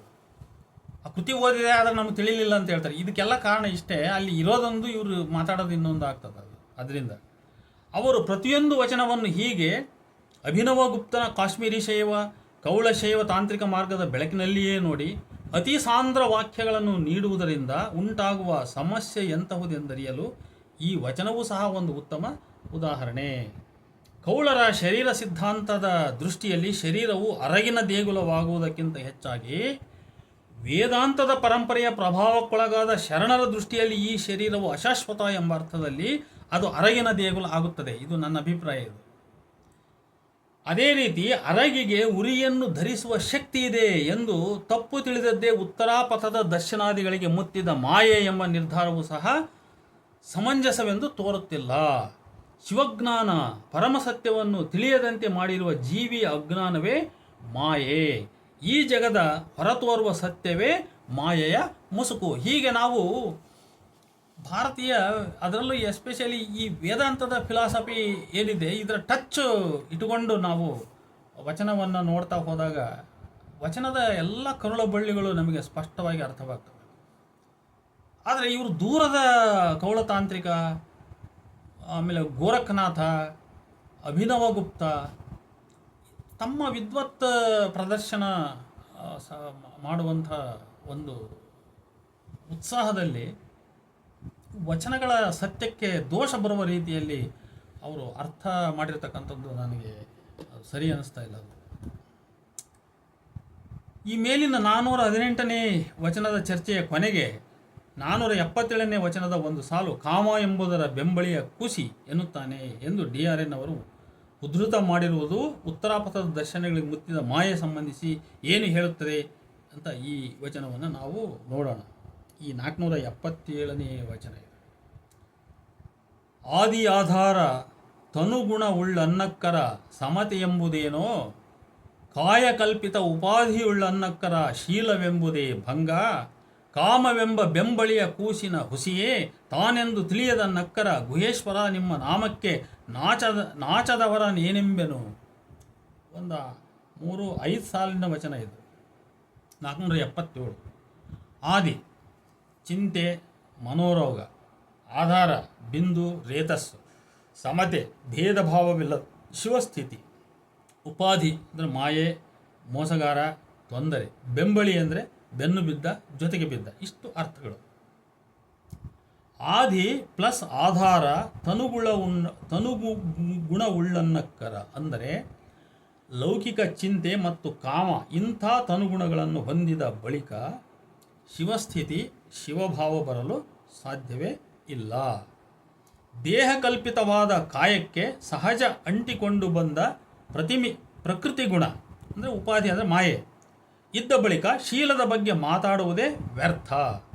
ಈ ಮನುಷ್ಯನು ಕಾಮವನ್ನು ತನ್ನ ಜೊತೆಗೆ ತಂದಿದ್ದಾನೆಂಬುದಕ್ಕಿಂತ ತಾನೇ ದೇಹದ ಜೊತೆಗೆ ಅಂಟಿಕೊಂಡು ಬಂದ ಕಾಮವೆಂಬ ಕೂಸಿನ ಹುಸಿ ಅಂದರೆ ಕಾಮದ ಛಾಯೆ ತಾನೆಂದು ತಿಳಿಯದೆ ಶಿವನಿಗೆ ಶಿವನಾಮಕ್ಕೆ ನಾಚದೇ ಇರುವ ಹುಸಿ ಭಕ್ತರನ್ನೇನೆಂಬೆ ಎಂದು ತನ್ನ ವಿಷಾದ ವ್ಯಕ್ತಪಡಿಸಿರುವನು. ಹೀಗೆ ಈ ವಚನದಲ್ಲಿ ತನುಗುಣ, ಪ್ರಕೃತಿ ಗುಣ, ಮಾಯೆ ಎಂಬರ್ಥದ ಚರ್ಚೆಯುಂಟು. ಆದರೆ ಅದನ್ನು ಉತ್ತರಾಪಥದ ದರ್ಶನಕ್ಕಂಟಿದ ಮಾಯೆ ಎನ್ನಲೇನು ಇಲ್ಲಿ ಸುಳುಹು ಇಲ್ಲ. ಇದು ಉತ್ತರಾಪಥದ್ದು ಅಂತ ಹೇಳಲಿಕ್ಕೆ ಆ ವಚನದಲ್ಲಿ ಯಾವುದು ಇಲ್ಲ. ಹಾಗಾಗಿ ನೋಡಿ, ಇವೆಲ್ಲವೂ ಪೂರ್ವಗೃಹೀತಗಳಂತ ನನಗನ್ನಿಸ್ತವೆ. ಇನ್ನೊಂದು ಪಾಯಿಂಟಿಗೆ ಹೋಗ್ತಾರೆ ಅವರು, ಯಾರು ಡಾಕ್ಟರ್ ನಾಗರಾಜ್. ಅದು ಅಲ್ಲಮನ ತಾತ್ವಿಕ ಸಂದೇಹ. ವಿಚಾರವೆಂಬುದು ಸಂದೇಹಕ್ಕೊಳಗು ನೋಡ ಎಂಬ ಸಾಲು ನೀಡಿ ಎಲ್ಲೂ ಆತ ತನ್ನ ಸಂದೇಹವನ್ನು ಬಿಟ್ಟುಕೊಡುವುದಿಲ್ಲ. ನೋಡಿ, ಇಲ್ಲಿ ಅವರು 1073 ಅನ್ನೋದು ತಪ್ಪು ಸಂಖ್ಯೆ. ಇದು 1503ನೇ ವಚನ. ಇದು ಕಾರಣ ಏನೂ ಅರ್ಥ ಆಗ್ತಿಲ್ಲ. ವಚನ ಸಂಖ್ಯೆ ಬಂದು ಅವ್ರು ಕೊಟ್ಟಿರೋದು ಒಂದಲ್ಲಿ 1073 ಅಂತ ಕೊಟ್ಟರೆ, ಆದರೆ ಅದು 1503ನೇದು. ವಚನ ಹೀಗಿದೆ: ವಿಚಾರವೆಂಬುದು ಸಂದೇಹಕ್ಕೊಳಗು ನೋಡ, ವಿಚಾರಿಸುವನ್ನಕ್ಕರ ನೀನಾರೆಂಬುದ ನೆತ್ತಬಲ್ಲೆ, ಮರುಳೇ ವಾಗ್ಮನೋತೀತವಾದ ಘನವು ವಿಚಾರಕ್ಕೆ ನಿಲುಕುವುದೇ, ಗುಹೇಶ್ವರನೆಂಬ ಲಿಂಗವು ತನ್ನ ತಿಳಿದು ನೋಡಿಹೆನೆಂಬುವರ ವಿಚಾರವೆಂಬ ಬಲಿಯಲ್ಲಿ ಕೆಡಹಿದನು ಅಂತೇಳಿ ಇಷ್ಟು ಮುಗಿತದೆ. ವಿಚಾರ ಎಂದರೆ ತಾರ್ಕಿಕ, ವಿಮರ್ಶಾತ್ಮಕ, ವಿಶ್ಲೇಷಣಾತ್ಮಕವಾದ ಆಲೋಚನೆ, ಚಿಂತನೆಯ, ಅರಿವಿನ ಮೊತ್ತ. ಇದೊಂದು ವಿಭೇದ ಜ್ಞಾನ, ಪ್ರಭೇದ ಜ್ಞಾನ, ಅರಿವು, ತಿಳುವಳಿಕೆ. ವಿಶಾಲಾರ್ಥದಲ್ಲಿ ತತ್ವಜ್ಞಾನ, ವಿಜ್ಞಾನ ಎಂತಲೂ ಇದನ್ನು ಕರೆಯಬಹುದು. ಈ ಜ್ಞಾನಗಳ ಮೂಲವೇ ಸಂದೇಹ. ಸಂದೇಹ ಸಂಶಯ ಇಲ್ಲದಿದ್ದರೆ ಈ ಜ್ಞಾನಗಳು ಹುಟ್ಟುವುದೇ ಇಲ್ಲ. ಈ ಕಾರಣಕ್ಕೆ ಪ್ರಭು ವಿಚಾರ ಎಂಬುದು ಸಂದೇಹಾಧೀನ ಎನ್ನುವನು ಈ ವಚನದ ಮೊದಲ ಸಾಲಿನಲ್ಲಿ. ಆದರೆ ಪ್ರಭು ಶಿವನನ್ನರಿಯುವ ಸಂಬಂಧವಾಗಿ ಈ ವಿಚಾರದ ಪಾತ್ರವನ್ನು ನಿರಾಕರಿಸುವನು. ಆಯಿತಾ? ಪ್ರಭು ಅರಿವನ್ನು ಯಾಕೆ ಈ ಕಾರಣಕ್ಕಾಗಿ ಶಿವನನ್ನು ಅರಿಲಿಕ್ಕಿದು ತೊಂದರೆ ಅಂತ ಪ್ರಭು ಅರಿವನ್ನು ನಿರಾಕರಿಸುವುದನ್ನು ನಾನು ವಿಶೇಷವಾಗಿ ಚರ್ಚಿಸಿದ್ದೇನೆ. ಈ ನಿಟ್ಟಿನಲ್ಲಿ ವಿಚಾರವನ್ನು ಗೌರವಿಸುವವರ ಮತಿಹೀನತೆಯನ್ನು ಹೀಗೆ ಪ್ರಶ್ನಿಸುವವನು, ಯಾರು ವಿಚಾರವನ್ನು ಗೌರವಿಸ್ತಾರೋ ಅವ್ರನ್ನ ಪ್ರಶ್ನಿಸ್ತಾರೆ, ನೀವು ಮತಿಹೀನರಂತ. ನಿನ್ನ ವಿಚಾರದ ದೃಷ್ಟಿಯಲ್ಲಿ ಹಾಗೆ ವಿಚಾರಿಸಿದರೆ ನೀನಾರೆಂಬುದು ನಿನಗೆ ಗೊತ್ತೇ? ಹೀಗೆ ವಿಚಾರಶೀಲನಿಗೆ ಪ್ರಶ್ನಿಸಿ, ಮರುಳೇ ವಾಗ್ಮನೋತೀತವಾದ ಘನವು ವಿಚಾರಕ್ಕೆ ನಿಲುಕುವುದೇ ಎಂದು ಅವನ ಗಮನವನ್ನು ಶಿವನನ್ನರಿಯುವ ಕಡೆಗೆ ತಿರುಗಿಸುವನು. ಮಾತು ಮನ ಈ ಎರಡಕ್ಕೂ ಅತೀತವಾದ ಆ ಶಿವಘನವು ವಿಚಾರಕ್ಕೆ ನಿಲುಕಬಲ್ಲದೆ. ಆ ಶಿವನು ಯಾವ ವಿಚಾರವಂತರು ದಾರ್ಶನಿಕ ಮೇಧಾವಿಗಳು ತನ್ನ ಸ್ವರೂಪವನ್ನು ಅರಿತು ತಿಳಿದು ಒರೆದು ಬಲ್ಲೆವೆಂಬ ಅಹಂಕಾರ ತೋರಿದರೋ ಅವರೆಲ್ಲರನ್ನೂ ಅದೇ ವಿಚಾರ ತತ್ವ ದರ್ಶನ ತರ್ಕ ಕುತರ್ಕಗಳ ಬಲೆಗೆ ಕೆಡಹಿ ಬಿಟ್ಟಿರುವನು.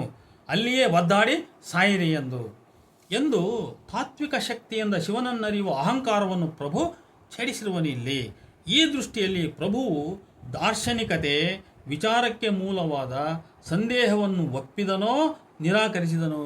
ನೋಡಿ, ಉತ್ತರ ಸಂದೇಹವನ್ನು ಪ್ರಭು ಒಪ್ಪಲಿಲ್ಲ. ಆದರೆ ಡಾಕ್ಟರ್ ನಾಗರಾಜ್ ಅವರಂತಾರೆ ಎಲ್ಲೂ ಆತ ತನ್ನ ಸಂದೇಹವನ್ನು ಬಿಟ್ಟು ಕೊಡುವುದಿಲ್ಲ. ನೋಡಿ, ಇದು ತಪ್ಪಾದ ತೀರ್ಮಾನ. ಡಾಕ್ಟರ್ ನಾಗರಾಜ್ ಅವರು 1503ನೇ ವಚನವನ್ನು ಸರಿಯಾಗಿ ಓದಿದರೆ ಈ ಸಮಸ್ಯೆ ಬರ್ತಾ ಇರಲಿಲ್ಲ. ಅವರು ಎಲ್ಲೂ ಆತ ತನ್ನ ಸಂದೇಹವನ್ನು ಬಿಟ್ಟು ಕೊಡುವುದಿಲ್ಲ. ಸಂದೇಹ ಅನ್ನೋದು ಯಾವುದರ ಬಗ್ಗೆ ಸಂದೇಹ? ಸಂದೇಹವನ್ನೇ ನಿರಾಕರಿಸ್ತಾನೆ. ಸಂದೇಹ ಅನ್ನೋದು ಅರಿವಿನ ಮೂಲ, ಅಂದರೆ ಅರಿವಿಗೆ ಸಂದೇಹವೇ ಮೂಲ. ಸಂಶಯ ಇದ್ದಾಗಲೇ ನಾವು ವಿಜ್ಞಾನ ಹುಟ್ಟದೆ ಸಂಶಯದ ಮೂಲದಿಂದ. ಆದರೆ ಶಿವನ ಅರಿವು ಶಿವನ ದರ್ಶನ ಸಂಶಯವಿದ್ದಾಗ ಬರಲ್ಲ. ಅರಿವು ನಷ್ಟವಾಗಿ ಮರಹು ಉಂಟಾಗಬೇಕು. ಸಂದೇಹ ಕುರಿತು ನಾಗರಾಜರ ಮುಂದಿನ ಮಾತುಗಳು. ಸಂದೇಹವನ್ನು ಬಿಡದ ಗುಣ ಆತನಿಗೆ ಅದ್ವಯ ಶೈವದ ಪರಂಪರೆಯಲ್ಲಿ ವಿಶಿಷ್ಟತೆಯನ್ನು ನೀಡಿದೆ ಅಂತೇಳಿ ಇನ್ನು ಏನೇನೋ ಅವರು ಭಾಳಷ್ಟು ವಿಚಾರಗಳನ್ನು ಹೇಳಿದ್ದಾರೆ. ಅವುಗಳನ್ನು ನಾನು ಇಲ್ಲಿ ಹೇಳಲಿಕ್ಕೆ ಹೋಗಲ್ಲ, ಅದು ಕೈ ಬಿಟ್ಬಿಡೋಣ. ಇಲ್ಲಿಗೆ 99ನೇ ಪುಟ ಅಲ್ಲಿಗೆ ಮುಗೀತದೆ. ಇನ್ನೊಂದು ಸಂವಹನ ನಿಯಮ, ಶ್ರೋತೃವಿನಂತೆ ಭಾಷೆಯ ಬಳಕೆ. ಇದನ್ನು ನಾವು ಇಲ್ಲಿ ಸುದೀರ್ಘ ಮಾತಾಡತಕ್ಕಂಥ ಅವಶ್ಯಕತೆ ಇಲ್ಲ. ಹಿರಿಯರ ಜೊತೆಗೆ ದಾರ್ಶನಿಕರ ಜೊತೆಗೆ ಚರ್ಚಿಸುವಾಗ ತನ್ನ ರೂಪಕ ಭಾಷೆ ಕೈಬಿಟ್ಟು ಆ ದಾರ್ಶನಿಕರ ಮಾರ್ಗವನ್ನೇ ಹಿಡಿಯುವನು ಪ್ರಭು. ಇಂಥ ಕಡೆ ಕಾವ್ಯದ ಸಾಧಾರಣೀಕರಣ ಮಾಯವಾಗಿ ತಾತ್ವಿಕ ಸಂಘರ್ಷದ ವಿಶೇಷೀಕರಣ ಮಾದರಿ ಕೆಲಸ ಶುರು ಮಾಡುತ್ತದೆ ಅಂತ ಹೇಳಿ ಅವರು ಉದಾಹರಣೆ ಕೊಟ್ಟಿದ್ದಾರೆ. ನನಗನ್ನಿಸ್ತದೆ ಇವೆಲ್ಲ ಪ್ರಕ್ಷಿಪ್ತ ವಚನಗಳನ್ನು ಆಧರಿಸಿ ಈ ನಿರ್ಣಯಗಳು ಬಂದವಂತೆ. ಯಾಕಂದರೆ ದೀರ್ಘ ಅತಿಶಾಸ್ತ್ರಿಕ ಮಾತುಗಳು ಬರೋದು ಅಲ್ಲಿ. ಅಂದರೆ ಅಂಥ ಮಾತುಗಳು ಇವು ವಿಶೇಷವಾದ ಪಂಡಿತರನ್ನು ಗಮನದಲ್ಲಿ ಇಟ್ಕೊಂಡು ಅವ್ರಿಗೆ ಸಂಘರ್ಷಕ್ಕಿಳಿದು ಪ್ರಭು ಬರೆದಿದ್ದಾನೆ ಅಂತ ಡಾಕ್ಟರ್ ನಾಗರಾಜ್ ಅವರ ತೀರ್ಮಾನ. ಈಗ ಇನ್ನೊಂದು ಕೆಳಗಡೆ ವಿಚಾರ ಇನ್ನೊಂದಿದೆ, ಅದು 101ನೇ ಪುಟದಿಂದ. ಇಲ್ಲಿ ಕೂಡ ಕೆಲವು ಪಾಯಿಂಟ್ಸನ್ನು ನಾವು ತಿಳ್ಕೊಂಡ್ರೆ ಸಾಕು ಅಂತ ನನಗನ್ಸೈತಿ. ಇಲ್ಲಿ 101ನೇ ಪೇಜಲ್ಲಿ ಇಲ್ಲಿ ಕೆಲವು ಕೈ ಬಿಟ್ಟಿದ್ದೀನಿ ನಾನು. 101ನೇ ಪುಟದಿಂದ ಈ 4ನೇ ಅಧ್ಯಾಯದ ಕೊನೆಯವರೆಗೆ ನನಗೆ ಚರ್ಚೆ ಅಷ್ಟಾಗಿ ಮುಖ್ಯವೆನಿಸಿಲ್ಲದ ಕಾರಣ ಕೈಬಿಟ್ಟು ಇಂಪಾರ್ಟೆಂಟ್ ಕೆಲವು ಪಾಯಿಂಟ್ಸ್ ಮಾತು ತಗೊಂಡು ಇಲ್ಲಿ ಕೆಲವು ಮಾತ್ರ ಹೇಳ್ತೀನಿ. ಪ್ರಭು ಬಿಡಿ ಬಿಡಿ ಶಬ್ದಗಳು ಸಾಮಾನ್ಯರಿಗೆ ಅರ್ಥವಾಗುವುದಿಲ್ಲ. ಇದನ್ನು ಅಭಿನವಗುಪ್ತ ತಥಾ ಭವೇತ್ ಎನ್ನುವನು. ಪರಾಶಕ್ತಿಯ ಈ ರೀತಿಯ ಬಿಡಿ ಶಬ್ದಗಳ ಸಂಬಂಧಗಳನ್ನು ಸಂಕಲಿಸುವಳು, ಕಟ್ಟುವಳು. ಇದನ್ನು ಸಂಕಲಾನುಸಂಧಾನದ ಸ್ವಾತಂತ್ರ್ಯ ಎನ್ನಲಾಗಿದೆ. ಕವಿಯು ಲೋಕದ ಜನರಂತೆ ಬಿಡಿ ಶಬ್ದಗಳ ಬಗ್ಗೆ ಕಿವುಡನಂತಿದ್ದರೂ ಅವನಲ್ಲಿ ಪರಾಶಕ್ತಿಯ ಒಂದು ಅಂಶವಿರುವುದರಿಂದ ತಾಂತ್ರಿಕ ದಾರ್ಶನಿಕ ಶಿವೆಯ ಈ ಸಂಕಲಾನುಸಂಧಾನದ ಶಕ್ತಿಯ ಒಂದು ಭಾಗವನ್ನು ಕವಿಯು ಪಡೆದುಕೊಳ್ಳುವನು. ಹೀಗೆಲ್ಲ ಏನೋ ಬರೀತಾರೆ ಅವರು. ಮತ್ತು ಪ್ರಭುವಿನ ಮಟ್ಟಿಗೆ ಹೇಳುವುದಾದರೆ ಆತನಲ್ಲಿ ಸಂಕಲನದ ಶಕ್ತಿಯು ಹೆಚ್ಚಿಗಿದೆ, ಅನುಸಂಧಾನದ ಶಕ್ತಿಯು ಹೆಚ್ಚಿಗಿದೆ. ಬಸವಣ್ಣ ಸಾಮಾಜಿಕ ವಿವರಗಳಿಂದ ರೂಪಕಗಳನ್ನು ಸಂಕಲಿಸಿದರೆ, ಅಕ್ಕ ಮಹಾದೇವಿ ನಿಸರ್ಗದ ವಿವರಗಳಿಂದ ರೂಪಗಳನ್ನು ಸಂಕಲಿಸಿದರೆ, ಪ್ರಭು ಸಾಮಾಜಿಕ ಮತ್ತು ನಿಸರ್ಗದ ಸ್ಥಿತಿಗಳ ಹಿಂದಿನ ಅಸಾಮಾನ್ಯ ಸಂಬಂಧಗಳಿಂದ ರೂಪಕವನ್ನು ಕಟ್ಟುತ್ತಾನೆ ಅಂತೇಳಿ 101ನೇ ಪುಟದಲ್ಲಿ ಬರೆದಿದ್ದಾರೆ. ಪ್ರಭುವು ಅಭಿನವ ಗುಪ್ತನಂತೆ ಶರೀರ ಸಮೃದ್ಧತೆಯ ಸಾಧ್ಯತೆಗಳನ್ನು ಆರಾಧಿಸುವ ದಾರ್ಶನಿಕನಲ್ಲ, ಬದಲಾಗಿ ಅದನ್ನು ಸಂದೇಹಿಸುವ ದಾರ್ಶನಿಕ. ಆದರೆ ಶರೀರ ಸುಖದ ಸ್ಥಿತಿಗಳನ್ನು ಪ್ರಭು ನಿರಾಕರಿಸುವುದಿಲ್ಲ, ಅದನ್ನು ಒಡಲಿನ ಅಗತ್ಯದ ಆಶೆಯ ಮಟ್ಟದಲ್ಲಿ ನೋಡುವನು ಅಂತಲೂ ಬರೀತಾರೆ. ಆಮೇಲೆ ಕಾಯವೆಂಬುದು ಮಹಾಕದಳಿ, ಅದನ್ನು ಗೆಲ್ಲುವುದೇ ಅಸಾಧ್ಯ ಎಂಬುದೇ ಪ್ರಭುವಿನ ಮೂಲ ನಿಲುವು. ಮೃಗದ ಗುಣವಿರುವ ಶರೀರವನ್ನು ಬಗ್ಗಿಸಿ ಅದರಲ್ಲಿಯೂ ಶೃಂಗಾರದ ದಾರಿಯ ಮೂಲಕ ಪರಿವರ್ತಿಸುತ್ತೇವೆ ಎನ್ನುವುದು ಅವನಿಗೆ ಶುದ್ಧ ಅಸಂಬದ್ಧವಾಗಿ ಕಾಣುತ್ತದೆ ಅಂತ ಹೇಳಿ 105ನೇ ಪುಟದಲ್ಲಿ ಅವರು ಬರೆದಿದ್ದಾರೆ. ಇನ್ನೊಂದು ಬೇರೆ ವಿಷಯಕ್ಕೆ ಹೋಗೋದಾದರೆ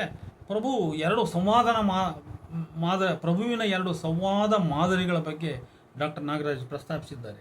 ಒಂದು ಕಾವ್ಯ ಪರಂಪರೆಯ ಚೌಕಟ್ಟಿನೊಳಗೆ ನಡೆಯುವ ಸಂವಾದ, ಇನ್ನೊಂದು ದಾರ್ಶನಿಕ ಪರಂಪರೆಯೊಳಗಿನದು ಅಂತ ಹೇಳ್ತಾರೆ. ಕಾವ್ಯೇತರವಾದ ಒತ್ತಡಗಳಿಂದ ಅಂದರೆ ಆಳವಾದ ದಾರ್ಶನಿಕ ಕಾರಣಗಳಿಂದ ಕಾವ್ಯ ಬದಲಾಗುತ್ತದೆ. ಪ್ರಭು ತಂದ ಕಾವ್ಯ ಬದಲಾವಣೆ ಈ ಬಗೆಯದು. ಪ್ರಭು ದಾರ್ಶನಿಕ ವಾಗ್ವಾದಗಳನ್ನು ಕಾವ್ಯವಾಗಿ ಪರಿವರ್ತಿಸುವ ಬಗೆ ಸಂಕೋಚ ಮತ್ತು ವಿಸ್ತಾರ ಎಂಬ ಎರಡು ಬಗೆ. ಅಂದರೆ ದಾರ್ಶನಿಕ ವಾಗ್ವಾದಗಳನ್ನು ಕಾವ್ಯವನ್ನಾಗಿ ಪರಿವರ್ತಿಸ್ತಕ್ಕಂಥ ಬಗೆ ಒಂದು ಸಂಕೋಚ, ಇನ್ನೊಂದು ವಿಸ್ತಾರ ಅಂತ ಹೇಳ್ತಾರೆ ಅವರು. ಈ ಪರಿಭಾಷೆಗಳನ್ನು ಬಳಸ್ತಾರೆ.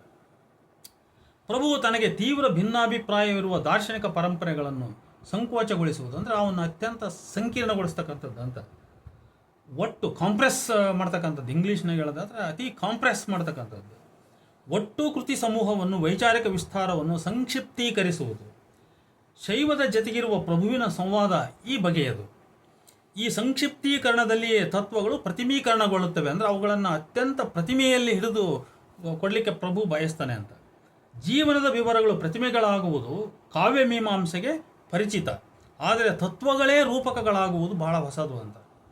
ಜೀವನದ ಅನುಭವಗಳು, ವಿವರಗಳು, ಅವುಗಳನ್ನು ಸಿಂಬಲ್ ಮಾಡೋದು, ಇಮೇಜ್ ಮಾಡೋದು, ಅದು ಸಾಮಾನ್ಯವಾಗಿ ಕಾವ್ಯ ಪ್ರತಿಭೆಗೆ ಗೊತ್ತು. ಆದರೆ ಇಲ್ಲಿ ಪ್ರಭುವಿನ ವಿಶಿಷ್ಟತೆ ದಾರ್ಶನಿಕ ಅನುಭವಗಳನ್ನು ಅಥವಾ ದಾರ್ಶನಿಕ ಕಲ್ಪನೆಗಳನ್ನೇ ರೂಪಕಕ್ಕೆ ಇಳಿಸ್ತಕ್ಕಂಥದ್ದು. ಇದು ಹೊಸದು ಅಂತ ನಾಗರಾಜ್ ಅವರು ಗುರುತಿಸ್ತಾರೆ. ಕವಿಯಾದ ಪ್ರಭುವಿಗೆ ಒಂದು ನಿರ್ದಿಷ್ಟ ಘಟ್ಟದಲ್ಲಿ ಸಮಸ್ಯೆ ಇದೆ. ಒಂದು ದಾರ್ಶನಿಕ ಪರಂಪರೆ ಎಂದರೆ ಅದು ಒಂದು ನಿರ್ದಿಷ್ಟ ಬಗೆಯ ರೂಪಕ ವಿನ್ಯಾಸವಿದ್ದಂತೆ. ರೂಪಕ ವಿನ್ಯಾಸಗಳು ಜಾತಿ ಪದ್ಧತಿಯಂತೆ ಸಂಪ್ರದಾಯಸ್ಥವಾಗುತ್ತವೆ. ಅವಕ್ಕೆ ಒಂದು ಬಗೆಯ ವಿಧಿಬದ್ಧತೆಯ ಶಕ್ತಿ ಪ್ರಾಪ್ತವಾಗಿ ಅವೇ ಕವಿಯನ್ನು ರೂಪಿಸುವಂತಾಗುತ್ತವೆ. ಇನ್ನೊಂದು ಮಾತಿನಲ್ಲಿ ಹೇಳೋದಾದರೆ, ಕವಿಗಳು ರೂಪಕಗಳನ್ನು ನಿರ್ಮಿಸುವುದಿಲ್ಲ, ಬದಲಾಗಿ ರೂಪಕ ವಿನ್ಯಾಸಗಳು ಕವಿಗಳನ್ನು ನಿಯಂತ್ರಿಸುತ್ತವೆ, ರೂಪಿಸುತ್ತವೆ. ಇದು ಹೇಗೆ ಸಾಧ್ಯ ಎಂಬುದು ಕಾವ್ಯ ಮೀಮಾಂಸೆಯಲ್ಲಿ ಅಷ್ಟಾಗಿ ಚರ್ಚೆಗೊಳಗಾಗದ ವಿಚಾರ. ಇದು 106-7ನೇ ಪೇಜಲ್ಲಿ ಅವರು ಬರೆದಿದ್ದಾರೆ. ಇಲ್ಲಿ ನನ್ನ ಅಭಿಪ್ರಾಯ ಏನಂದರೆ, ಈ ಸಮಸ್ಯೆಯು ಸಾಹಿತ್ಯ ಸೃಜನೆಯ ಸಂವಹನ ನಿಯಮಗಳ ಅಧ್ಯಯನಕ್ಕೆ ಸೇರಿದ್ದು. ಈ ದೃಷ್ಟಿಯಿಂದ ಸಾಹಿತ್ಯ ಸೃಷ್ಟಿಯ ಅಧ್ಯಯನ ಆಗಿಲ್ಲ ಇದು. ಯಾಕಂದರೆ ಕಮ್ಯುನಿಕೇಟಿವ್ ಆಸ್ಪೆಕ್ಟ್ನಿಂದ ನಾವು ಲಿಟ್ರೇಚರನ್ನು ನೋಡ್ತಾ ಬಂದಾಗ ಈ ಥರದ ಇಮೇಜ್ ಅಥವಾ ಸಿಂಬಲ್ಗಳನ್ನು ಬಳಸ್ತಕ್ಕಂಥ, ಪರೋಕ್ಷವಾದ ಸಂವಹನ ವಾಹಕಗಳನ್ನು ಬಳಸ್ತಕ್ಕಂಥ ಅನಿವಾರ್ಯತೆ ಯಾಕೆ ಸಂವಹನಕಾರರಿಗೆ ಉಂಟಾಗ್ತದೆ? ಅದಕ್ಕೆ ವಚನಕಾರರು ಬೇರೆ ಅಲ್ಲ, ಇನ್ನೊಬ್ಬರು ಬೇರೆ ಅಲ್ಲ. ಆ ರೀತಿ ಅಧ್ಯಯನ ಆಗಿಲ್ಲ. ಪ್ರಭುವು ತನ್ನ ಕಾಲದವರೆಗಿದ್ದ ಸಾಹಿತ್ಯದ ಸ್ಥೂಲ ಮತ್ತು ಸೂಕ್ಷ್ಮ ರೂಪಗಳೆರಡರಿಂದಲೂ ಬಿಡುಗಡೆ ಪಡೆದು ಬೇರಾಗುವುದರಲ್ಲಿ ಆತನ ಕ್ರಾಂತಿಕಾರತೆ ಇದೆ. ತನ್ನ ಸಮಕಾಲೀನ ವಚನಕಾರರ ಜೊತೆ ಸೇರಿ ಸ್ಥೂಲ ರೂಪ ರಚಿಸಿದರೂ ಸೂಕ್ಷ್ಮ ರೂಪ ನಿರ್ಮಾಣಕ್ಕೆ ಸಂಬಂಧಿಸಿ ಪ್ರಭು ತನ್ನ ಸ್ವಾತಂತ್ರ್ಯವನ್ನು ಬಿಟ್ಟುಕೊಡುವುದಿಲ್ಲ ಅಂತ ಬರೀತಾರೆ. ಇಲ್ಲಿ ಇನ್ನೂ ಮುಖ್ಯವಾದ ಕೆಲವು ವಿಷಯಗಳನ್ನು ಹೇಳ್ತೀನಿ ನಾನು. ಸೂಕ್ಷ್ಮ ರೂಪ ನಿರ್ಮಿಸುವಲ್ಲಿ ಸಂಕೋಚ ಮತ್ತು ವಿಕಾಸ ಎರಡೂ ಮಾದರಿಗಳನ್ನು ಅನುಸರಿಸುವ ಪ್ರಭು ಅನ್ಯರ ವಿಚಾರಗಳನ್ನು ಸಂದೇಹಕ್ಕೀಡು ಮಾಡುವಲ್ಲಿ ಸಂಕೋಚ ಮಾರ್ಗ ಬಳಸುವರು ಅಂತ. ಬೇರೊಬ್ಬರ ವಿಚಾರಗಳನ್ನು ಇದು ಮಾಡುವಾಗ ಅದನ್ನು ಇಮೇಜ್ ಮಾಡಿ, ಅದನ್ನು ಕಂಪ್ರೆಸ್ ಮಾಡಿ ಹಾಕ್ತಕ್ಕಂಥದ್ದು ಅಂತ. ಅವೆಲ್ಲ ಒಂಥರ ಆ್ಯಂಬಿಗ್ಯೂಸ್ಗೆ ಕಾರಣ ಆಗ್ತವೆ, ಅಂದರೆ ಸಂದಿಗ್ಧತೆಗೆ ಕಾರಣ ಆಗ್ತವೆ. ಖಚಿತವಾಗಿ ಯಾವ ಅರ್ಥವನ್ನು ಕೂಡ ನಾವು ಹೇಳಲಿಕ್ಕೆ ಆಗಲ್ಲ, ಆ ರೀತಿ ಆಗ್ತವೆ. ಅದೊಂಥರದ ಎಸ್ಕೇಪಿಸಮ್ ಅನ್ನೋಂಗೆ ಆಗಿಬಿಡ್ತದೆ ಅದು. ಬಹುಪಾಲು ಶೈವತಾಂತ್ರಿಕ ಸಾಹಿತ್ಯದ ಮುಖ್ಯ ಗುಣವಾದ ತನ್ಮಯತೆಯ ಮೂಲ ಅಗತ್ಯವನ್ನು ಸಂದೇಹಿಸದೆ ಪ್ರಭು ಆ ತನ್ಮಯತೆಯಿಂದ ವಿಚಾರಕ್ಕೆ ಬರುವ ವಾಚಾಳಿತನವನ್ನು ಸಂದೇಹಿಸುವನು. ಅಪಾರವಾದ ಆತ್ಮವಿಶ್ವಾಸ ಸಿದ್ಧಾಂತಗಳಿಗೆ ವಾಚಾಳಿ ಗುಣ ತಂದು ಬಿಡುತ್ತದೆ ಎಂಬ ಅರಿವಿನಿಂದ ಪ್ರಭು ಎಲ್ಲ ರೀತಿಯ ವಾಚಾಳಿತನವನ್ನು ಸಂದೇಹಿಸುತ್ತಾನೆ. ಗುಹೇಶ್ವರನೆಂಬ ಲಿಂಗವು ತನ್ನ ತಿಳಿದು ನೋಡಿಹೇನೆಂಬುವರ ವಿಚಾರವೆಂಬ ಬಲೆಯಲ್ಲಿ ಕೆಡಹಿದನು ಎನ್ನುತ್ತಾನೆ ಅಲ್ಲಮ್ಮ. ನೋಡಿ, ಇದು ತಪ್ಪು. ಸರಿಯಾದ ಅವರು 1073 ಅಂತ ವಚನ ಸಂಖ್ಯೆ ಕೊಟ್ಟಾರಲ್ಲಿ. ಗುಹೇಶ್ವರನೆಂಬ ಲಿಂಗವು ತನ್ನ ತಿಳಿದು ನೋಡಿಹೇನೆಂಬುವರ ವಿಚಾರವೆಂಬ ಬಲೆಯಲ್ಲಿ ಕೆಡಹಿದನು ಅಂತೇಳಿ ಆ ವಚನದ ಸಾಲನ್ನು ಕೋಟ್ ಮಾಡಿದ್ದಾರೆ. ಅದು 1073 ಅಂತ ಅಲ್ಲಿ ಕೊಟ್ಟಿದ್ದಾರೆ. ಅದು ಆ್ಯಕ್ಚುಲಿ 1503. ನಾಗರಾಜರು ಚರ್ಚಿಸ್ತಕ್ಕಂಥದ್ದು ಶೈವ ತಾಂತ್ರಿಕ ಸಾಹಿತ್ಯವು ತನ್ನ ಮೂಲ ಗುಣವಾದ ತನ್ಮಯತೆಯಿಂದ ವಾಚಾಳಿತನಕ್ಕೆ ಬರುವುದನ್ನು ಪ್ರಭು ಸಂದೇಹಿಸುತ್ತಿರುವ ಬಗ್ಗೆ.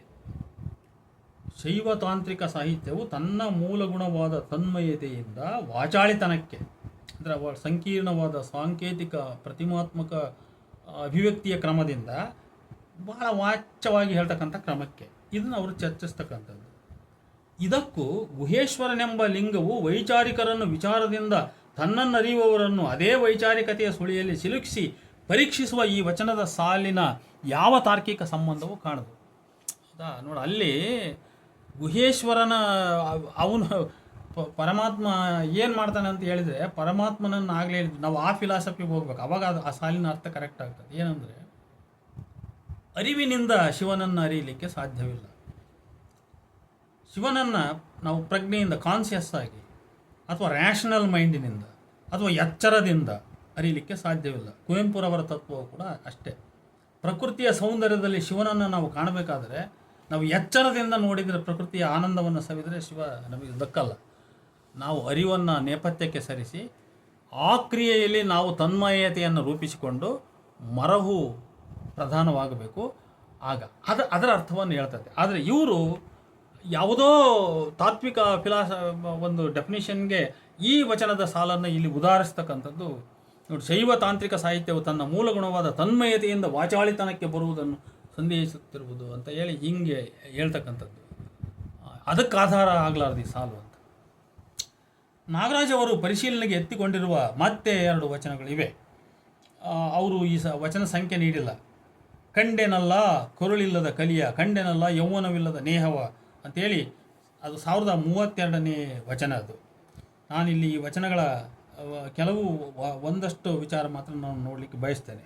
ಇನ್ನೊಂದು ವಚನ ಯಾವುದು ಅಂತ ಹೇಳಿದರೆ, ಸದ್ಯೋಜಾತ ಬದ್ಧಜ್ಞಾನಿ, ವಾಮದೇವ ಆತುರಜ್ಞಾನಿ, ಆಘೋರ ಕೋಪಜ್ಞಾನಿ, ತತ್ಪುರುಷ ಕ್ಷಣಿಕ ಜ್ಞಾನಿ, ಈಶಾನ್ಯ ಅತೀತ ಜ್ಞಾನಿ, ಇದು ಪರಿಯಲ್ಲ ನೋಡ, ಗುಹೇಶ್ವರ ಲಿಂಗದಲ್ಲಿ ಅವಿರಳ ಜ್ಞಾನಿ ಚನ್ನಬಸವಣ್ಣ, ಆತನ ಶ್ರೀಪಾದಕ್ಕೆ ನಮೋ ನಮೋ ಎಂಬೆನಂತೇಳಿ 1548ನೇ ವಚನ ಇದೆ ಆ್ಯಕ್ಚುಲಿ. ಆದರೆ ಅವರು 1117 ಅಂತ ಕೊಟ್ಟಿದ್ದಾರೆ ಪುಸ್ತಕದಲ್ಲಿ. 1117 ಇದು ತಪ್ಪಾದ ಸಂಖ್ಯೆ. ಇದು ಬಹಳಷ್ಟು ವಚನಗಳ ಸಂಖ್ಯೆಗಳು ತಪ್ಪು. ಈ ವಚನದಲ್ಲಿ ಶಿವನ 5 ಗುಣಾವತಾರ ರೂಪಗಳನ್ನು ಹೆಸರಿಸಿ ಆಯಾ ಗುಣರೂಪಗಳ ಗುಣದೋಷಗಳನ್ನು ಹೇಳಿ ಇದು ಸರಿಯಲ್ಲ ಎಂದು ಕೊನೆಗೆ ಗುಹೇಶ್ವರನಲ್ಲಿ ಅವಿರಳ ಜ್ಞಾನಿ ಚನ್ನಬಸವಣ್ಣ ಎಂದು ಅವನನ್ನು ಸ್ಮರಿಸಲಾಗಿದೆ. ಇಲ್ಲಿ ಈ ಕುರಿತಾಗಿ ಡಾಕ್ಟರ್ ನಾಗರಾಜ್ ಅವರ ಚರ್ಚೆಯ ಸಾರ ನೋಡೋಣ. ಈ 2 ವಚನಗಳಲ್ಲಿ ಪ್ರಭುವಿನ ದಾರ್ಶನಿಕ ವಾಗ್ವಾದದ ಒಂದು ನಿರ್ದಿಷ್ಟ ಮಾದರಿ ತತ್ವಗಳನ್ನು ವ್ಯಕ್ತಿಗಳನ್ನಾಗಿಸುವ ಮತ್ತು ವ್ಯಕ್ತಿಗಳನ್ನು ತತ್ವಗಳನ್ನಾಗಿಸುವ ಮಾದರಿ ಅಡಗಿದೆ. 1108ರಲ್ಲಿ ಬರೀತಾರೆ. ಈ 2 ವಚನಗಳ ಹಿಂದೆ ಒಂದು ನಿರ್ದಿಷ್ಟ ರೀತಿಯ ಜೀವನ ಕಲ್ಪನೆಯೂ ಇದೆ. ಅದೇನೆಂದರೆ, ಪ್ರಭುವಿಗೆ ಕಾಲ ಅಥವಾ ಚರಿತ್ರೆ ಎನ್ನುವುದು ಮುಖ್ಯ ಅಲ್ಲ. ಇನ್ನೂ ಅತಿಗೆ ಹೋಗಿ ಹೇಳುವುದಾದರೆ ಪ್ರಭುವಿಗೆ ಚಾರಿತ್ರಿಕ ಕಾಲ ಎನ್ನುವುದಿಲ್ಲ. ಹೀಗೆ ಪ್ರಥಮದಲ್ಲಿ ಬರೆಯುವ ಲೇಖಕರು ಪ್ರಭು ಎಲ್ಲ ಹಿರಿಯರನ್ನು ದಾರ್ಶನಿಕವಾಗಿ ಸಮಕಾಲೀನರೆಂದೇ ಭಾವಿಸುತ್ತಾನೆ. ಮರುಳಶಂಕರ ದೇವನ ಕುರಿತ ವಚನದಲ್ಲಿ ಯೋಗಿಯ ಪರಮೋಚ್ಛ ಗುಣಗಳು ಎಂದು ಯಾವುವನ್ನು ತಂತ್ರಗಳು ಮಂಡಿಸುತ್ತಿದ್ದವೋ ಅವನ್ನು ಪ್ರಭು ನಿರಾಕರಿಸುತ್ತಾನೆ. ಕರುಳು ಎನ್ನುವುದು ಶರೀರದ ಆರ್ತತೆಯನ್ನೇ ಆಧ್ಯಾತ್ಮಿಕವಾಗಿ ಕಾಣುವ ಗುಣದ ಸಂಕೇತ ಎನ್ನುವರು. ಸ್ನೇಹ ಎನ್ನುವುದು ಶೈವತಂತ್ರದಲ್ಲಿ ಮನಸ್ಸಿನ ಸ್ಥಿತಿ, ದೇಹದ ಶಕ್ತಿ ಎರಡೂ ಹೌದು. ದೇಹ ಮನಸ್ಸು ಎರಡೂ ಸೇರಿ ಒಂದು ಆಧ್ಯಾತ್ಮಿಕ ಸ್ಥಳವಾಗುತ್ತದೆ. ಕರುಳು ಸ್ನೇಹ ಇದೆಲ್ಲದರ ಮೂಲ ಅಗತ್ಯ ಎಂಬಂತೆ ಶರೀರಕ್ಕೆ ಯೌವನದ ಕೆರಳುವಿಕೆ, ಸಂಭೋಗದ ಶಕ್ತಿ ಇಲ್ಲದಿದ್ದರೆ ತಾಂತ್ರಿಕ ಆಧ್ಯಾತ್ಮಿಕ ಪಥಕ್ಕೆ ದಾರಿಯೇ ಇಲ್ಲ. ಹೀಗೆ ನಾಗರಾಜರು ಮರುಳಶಂಕರನಲ್ಲಿಯೇ ಯೌವನವಿಲ್ಲದ ನೇಹ, ಕರುಳಿಲ್ಲದ ಕಲಿತನ ಇತ್ಯಾದಿ ಇವೆ ಎಂದು ವಿವರಿಸುವರು. ಇದು 109ನೇ ಪುಟ. ಮರುಳಶಂಕರನನ್ನು ಕಂಡಾಗ ಪ್ರಭುವಿಗೆ ಥಟ್ಟನೆ ಪೂರ್ವ ಪಕ್ಷದ ಎಲ್ಲ ಆದರ್ಶದ ಲಕ್ಷಣಗಳು ಎದುರಾಗುತ್ತವೆ. ಈ ಸಮಕಾಲೀನ ಯೋಗಿಯ ನೆರವಿನಿಂದ ಪೂರ್ವ ಪಕ್ಷದ ಮೌಲ್ಯಗಳನ್ನು ನಿರಾಕರಿಸುತ್ತಾನೆ. ಇಲ್ಲಿ ತತ್ವ ವ್ಯಕ್ತಿಗಳ ನಡುವಣ ವ್ಯತ್ಯಾಸ ಮಾಯವಾಗುತ್ತದೆ ಎಂದು ಬರೆಯುವರು. ಅಲ್ಲಮ ಪ್ರಭು 1032ರ ಈ ಮರುಳಶಂಕರ ದೇವರ ಕುರಿತ ವಚನದ ಕುರಿತು ನಾಗರಾಜರು ನೀಡುವ ವಿಶ್ಲೇಷಣೆ ದರ್ಶನಗಳ ಕುರಿತ ಅತಿ ಚಿಂತನೆಯ ಪರಿಣಾಮ ಅಂತ ನನಗನ್ನಿಸ್ತದೆ. ಇವರು ಅತಿಯಾಗಿ ಆ ದರ್ಶನಗಳ ಕುರಿತೇ ಯೋಚನೆ ಮಾಡ್ತಾ ಇರೋದ್ರಿಂದ ಇಲ್ಲಿ ಮರುಳಶಂಕರ ದೇವರ ಕುರಿತಾದ ಈ ವಚನದಲ್ಲಿ ಏನೆಲ್ಲ ಇಲ್ಲದನ್ನು ಕಾಣುವ ಒಂದು ಅತಿಯಾದ ಕಲ್ಪನೆ ಅಂತ ನನಗನ್ನಿಸ್ತದೆ. ಪ್ರಭು ಬಸವಣ್ಣನವರ ಕಾಲಕ್ಕೆ ಮರುಳಶಂಕರ ದೇವರು ಅದ್ವಿತೀಯ ಆಧ್ಯಾತ್ಮಿಕ ಸಾಧಕ ಎಂಬುದನ್ನು ಸ್ವಯಂ ಬಸವಣ್ಣನವರ ವಚನಗಳಿಂದಲೇ ನಾವು ನೋಡಬಹುದು. ನಾನು ವಚನಗಳ ಸಂಖ್ಯೆ ಹೇಳ್ತೇನೆ. 1104 ಬಸವಣ್ಣನವರ ವಚನ 1104. ತನ್ನಿಂದ ತಾ ತೋರದೆ ಗುರುಮುಖದಿಂದ ತನ್ನ ನಿಲವ ತೋರಿದ ನಿರುಪಮನು, ಇರವೇ ಪರವಾಗಿದ್ದ ಅಜಡನು, ಸತ್ಪ್ರಣವ ತಾನಾಗಿ ನುಡಿದ ಮೂಲಿಗನು, ಕೂಡಲ ಸಂಗಮ ದೇವರಲ್ಲಿ ಬೆರೆಸಿ ಬೇರಿಲ್ಲದಿಪ್ಪ ಮರುಳಶಂಕರ ದೇವರ ನಿಲವ ಪ್ರಭುದೇವರು ಸಿದ್ದರಾಮಯ್ಯ ದೇವರು ಹಡಪದ ಅಪ್ಪಣ್ಣನಿಂದ ಕಂಡು ಎನ್ನ ಜನ್ಮ ಸಫಲವಾಯಿತಯ್ಯ ಅಂತ ಬಸವಣ್ಣ ಬರೀತಾನೆ. ಹಾಗಾಗಿ ಬಸವಣ್ಣನವರು ದರ್ಶಿಸಿದ ಮರುಳಶಂಕರ ದೇವರ ದೃಷ್ಟಿ ಅಂದರೆ ಅದು ಸಾಕ್ಷಾತ್ ಕೂಡಲ ಸಂಗಮ ದೇವರ ದರ್ಶನ ಅಂತ ಅರ್ಥ. ಇನ್ನೊಂದು 1121ನೇ ವಚನದಲ್ಲಿ ಮರುಳಶಂಕರ ದೇವರನ್ನು ಕಣ್ಣುಗಳಲ್ಲಿ ಕರುಣುಗಳಿಲ್ಲ, ಕಾಯದೊಳಗೆ ಮಾಯವಿಲ್ಲ, ಮನದಲ್ಲಿ ಅಹಂಕಾರವಿಲ್ಲ, ಇದೇನು ದೇಹವೋ ನಿರ್ದೇಹವೋ ಎಂಬಂಥ ರೂಪ, ಜಂತ್ರದ ಸೂತ್ರದಂತೆ ನಿಬ್ಬೆರಗಿನ ಮೂರ್ತಿಯ ನೋಡ ಎಂದು ಭೌತಿಕ ಚರ್ಯ ವರ್ಣಿಸಿದ ಬಸವಣ್ಣನವರು ಲಿಂಗ ಜಂಗಮದ ಒಕ್ಕು ಮಿಕ್ಕ ಪ್ರಸಾದವ ಕೊಂಡು ಮಿಕ್ಕು ಮೀರಿನಿಂದ ಮಹಾಪ್ರಸಾದಿ ಎಂದು ಬಣ್ಣಿಸಿರುವರು ಯಾರನ್ನ? ಮರುಳಶಂಕರ ದೇವರನ್ನು. ಅವರ ವಚನದಲ್ಲಿ ಹೀಗೆ ಅವರು ಮರುಳಶಂಕರ ದೇವ ಅಂದರೆ ಬಹಳ ದೊಡ್ಡ ದೈವೀ ಪುರುಷ ಅನ್ನೋ ರೀತಿಯಲ್ಲಿ ವಚನಕಾರರು ಆತನನ್ನು ಬಹಳ ಗೌರವದಿಂದ ಕಂಡಿದ್ದಾರೆ. ಈ ಹಿನ್ನೆಲೆಯಲ್ಲಿ ಪ್ರಭುವಿನ ಸಮಕಾಲೀನ ಶರಣರು ಮರುಳಶಂಕರ ದೇವರನ್ನು ತಮ್ಮ ಗುರುಸ್ಥಾನ ಸಾಕ್ಷಾತ್ ದೈವಸ್ಥಾನದಲ್ಲಿಟ್ಟು ನೋಡಿದವರು. ಮರುಳಶಂಕರ ಭೌತಿಕ ಚಹರೆ ಮತ್ತು ಗುಣಶಕ್ತಿ ಸ್ವಭಾವಗಳಿಂದ ಬಸವಾದಿಗಳೆಲ್ಲರೂ ಅತಿಯಾಗಿ ಪ್ರಭಾವಿತರಾಗಿ ಅವರ ಅದ್ಭುತ ಶಕ್ತಿಯ ಬಗ್ಗೆ ವಿಸ್ಮಯಗೊಂಡಿದ್ದರು. ಪ್ರಭು ತಮ್ಮ ಈ ವಚನದಲ್ಲಿಯೂ ಸಹ ಅದೇ ವಿಸ್ಮಯ ಗೌರವ ಭಾವನೆ ವ್ಯಕ್ತಪಡಿಸಿರುವನು. ಪ್ರಭು ಮರುಳಶಂಕರರಿಂದ ತಮಗಾದ ವಿಸ್ಮಯವನ್ನು ವ್ಯಕ್ತಪಡಿಸಲು ಬಳಸಿದ ವೈರುಧ್ಯಾತ್ಮಕ ಪ್ರತಿಮೆಯ ಗುಣಗಳೆಲ್ಲವೂ ಮರುಳಶಂಕರರಲ್ಲಿದ್ದವೆಂದು ನಾಗರಾಜ್ ಅವರು ಭಾವಿಸಿರುವುದು ಸಮಂಜಸವಲ್ಲ. ಇನ್ನೊಂದು ಪಾಯಿಂಟ್ಗೆ ಅವರು ಹೋಗ್ತಾರೆ, ಸದ್ಯೋಜಾತ ಬದ್ಧಜ್ಞಾನಿ ಅಂತ ಅವರು ಏನು ಬರಿತಾ ಹೋಗ್ತಾರೆ. ಇಲ್ಲಿ ಪುಟ ಸಂಖ್ಯೆ 111, 112ರಲ್ಲಿ ಇದು ಚರ್ಚೆ ಮುಂದುವರೆದಿದೆ. ಪ್ರಭುವಿನ ಪೌರಾಣಿಕ ಮಾರ್ಗದ ವಿರೋಧ ಮುಖ್ಯವಾಗಿ ತಮಿಳು ಶೈವ ಪರಂಪರೆಯ ಕಥಾ ಪ್ರತಿಭೆಯ ವಿರುದ್ಧ ಬಂದದ್ದು ಅಂತ ಅವರು ಹೇಳ್ತಾರೆ.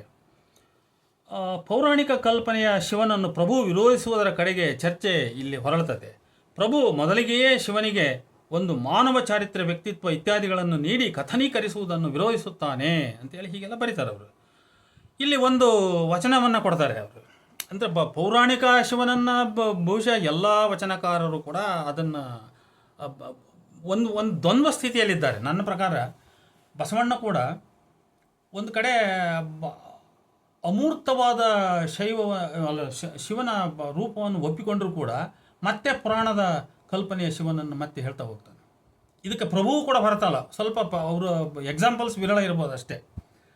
ಒಂದು ಸ್ವಲ್ಪ ಗೊಂದಲದಲ್ಲಿ ಆದರೂ ಕೂಡ ಪ್ರಧಾನವಾದ ಆಶಯ ಯಾವುದು ಅಂತ ಹೇಳಿದರೆ, ಅಮೂರ್ತವಾದ ಶಕ್ತಿಯನ್ನು ಅವರೆಲ್ಲ ಶಿವ ಅಂತ ಕಂಡರು.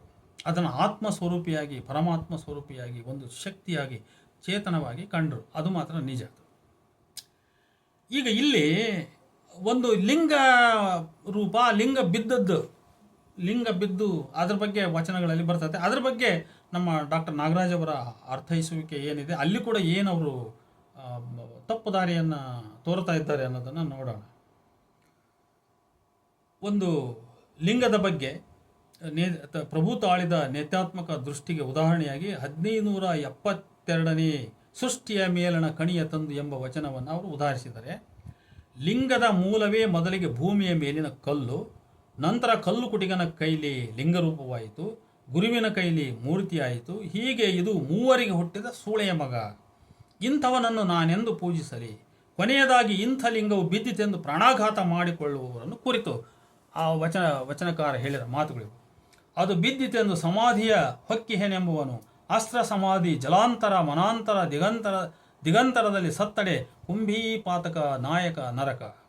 ಕೈಯ ಲಿಂಗ ಹೋದಡೆ ಮನಲಿಂಗ ಹೋಹುದೇ ಎಂದು ಎತ್ತಿಕೊಂಡು ಅಷ್ಟವಿಧಾರ್ಚನೆ ಷೋಡಶೋಪಚಾರ ಮಾಡುವುದೇ ವ್ರತವು ಅಂತ ಹೇಳ್ಬಿಟ್ಟು ಹೇಳಿದರು. ಈ ಸಾಲುಗಳು ಭಾಳ ಮುಖ್ಯ. ಇಲ್ಲಿ ನನ್ನ ಪ್ರಕಾರ ಈ ವಚನದಲ್ಲಿ ಶರಣಪೂರ್ವ ಕಾಲದಿಂದ ಶರಣರ ಕಾಲದವರೆಗೂ ಇದ್ದುಕೊಂಡು ಬಂದಿದ್ದ ಒಂದು ನಂಬಿಕೆ, ಆಚಾರ, ಭಕ್ತನು ಧರಿಸಿದ ಇಷ್ಟಲಿಂಗವು ಯಾವುದೋ ಕಾರಣದಿಂದ ನೆಲದ ಮೇಲೆ ಬಿದ್ದರೆ, ಲಿಂಗ ನಷ್ಟವಾದರೆ, ಕಳೆದು ಹೋದರೆ ಆ ಭಕ್ತನು ತನ್ನ ಪ್ರಾಣವನ್ನೇ ಕಳೆದುಕೊಳ್ಳಬೇಕೆಂಬ ಉಗ್ರ ವಿಧಿ ಇದ್ದದ್ದನ್ನು ಅಲ್ಲಮ ಪ್ರಭು ಟೀಕಿಸುತ್ತಾನೆ. ಇದು ಬಹುಶಃ ಮೂಲ ಶೈವದಿಂದ ಬಂದದ್ದು ಇದು ಗುಣ. ಇದು ವಿಧಿ. ಲಿಂಗ ಕೆಳಗೆ ಬಿದ್ದರೆ ನೀನು ಪ್ರಾಣವನ್ನೇ ಕಳ್ಕೋಬೇಕು ಅನ್ನುವಂಥ ವಿಧಿ. ಈ ವಚನ ಕುರಿತಾಗಿ ಡಾಕ್ಟರ್ ನಾಗರಾಜರು ಮಂಡಿಸುವ ಚರ್ಚೆ ಬಹಳ ಸತ್ಯ ದೂರವಾದದ್ದು, ಅತೀ ಕಾಲ್ಪನಿಕವಾಗಿ ಎನಿಸುತ್ತದೆ. ಲಿಂಗ ಬೀಳುವ ಜೀವನ ಸತ್ಯದ ಬಗ್ಗೆ ಪ್ರಭು ತುಂಬ ಮಾರ್ಮಿಕವಾಗಿ ಚರ್ಚಿಸುತ್ತಾನೆ ಎಂದು ಆರಂಭಿಸಿ, ಪ್ರಾಚೀನ ಭಾರತದಲ್ಲಿ ಧಾರ್ಮಿಕ ಸಮರ, ಮತೀಯ ಹಿಂಸೆಗಳು ಕೂಡ ಸಾಕಷ್ಟು ಇದ್ದವು ಎಂಬ ಸತ್ಯದ ಹಿನ್ನೆಲೆಯಲ್ಲಿ ಈ ಅಂಶವನ್ನು ಪರೀಕ್ಷಿಸಬೇಕು ಎಂದು ತಮ್ಮ ಚರ್ಚೆಯನ್ನು ಜೈನ ಶೈವರ ಕಾಳಗ, ಕೊಲೆ, ರಕ್ತಪಾತದ ಕಡೆ ಕೊಂಡೊಯ್ಯುತ್ತಿರುವುದು ಅಸಮಂಜಸ, ತೀರಾ ಅಸಮಂಜಸ ಇದು.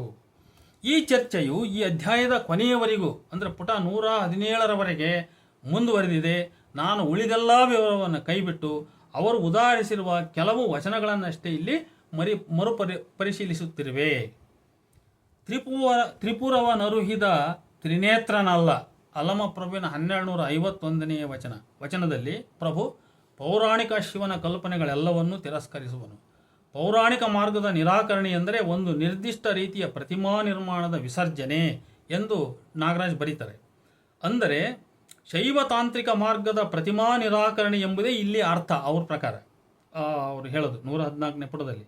ಈ ವಿಷಯವನ್ನು ನಾನು ವಿಸ್ತಾರವಾಗಿ ಚರ್ಚಿಸುವುದರಿಂದ ನಾಗರಾಜರು ಅದೇ ಮಾತುಗಳನ್ನು ವಿಸ್ತರಿಸಿ ಹಿಗ್ಗಲಿಸಿ ಹೇಳುವುದರಿಂದ ಅವರ ವಿವರವನ್ನು ಹೆಚ್ಚಿಲ್ಲಿ ನೋಡ್ತಕ್ಕಂಥ ಅವಶ್ಯಕತೆ ಇಲ್ಲ.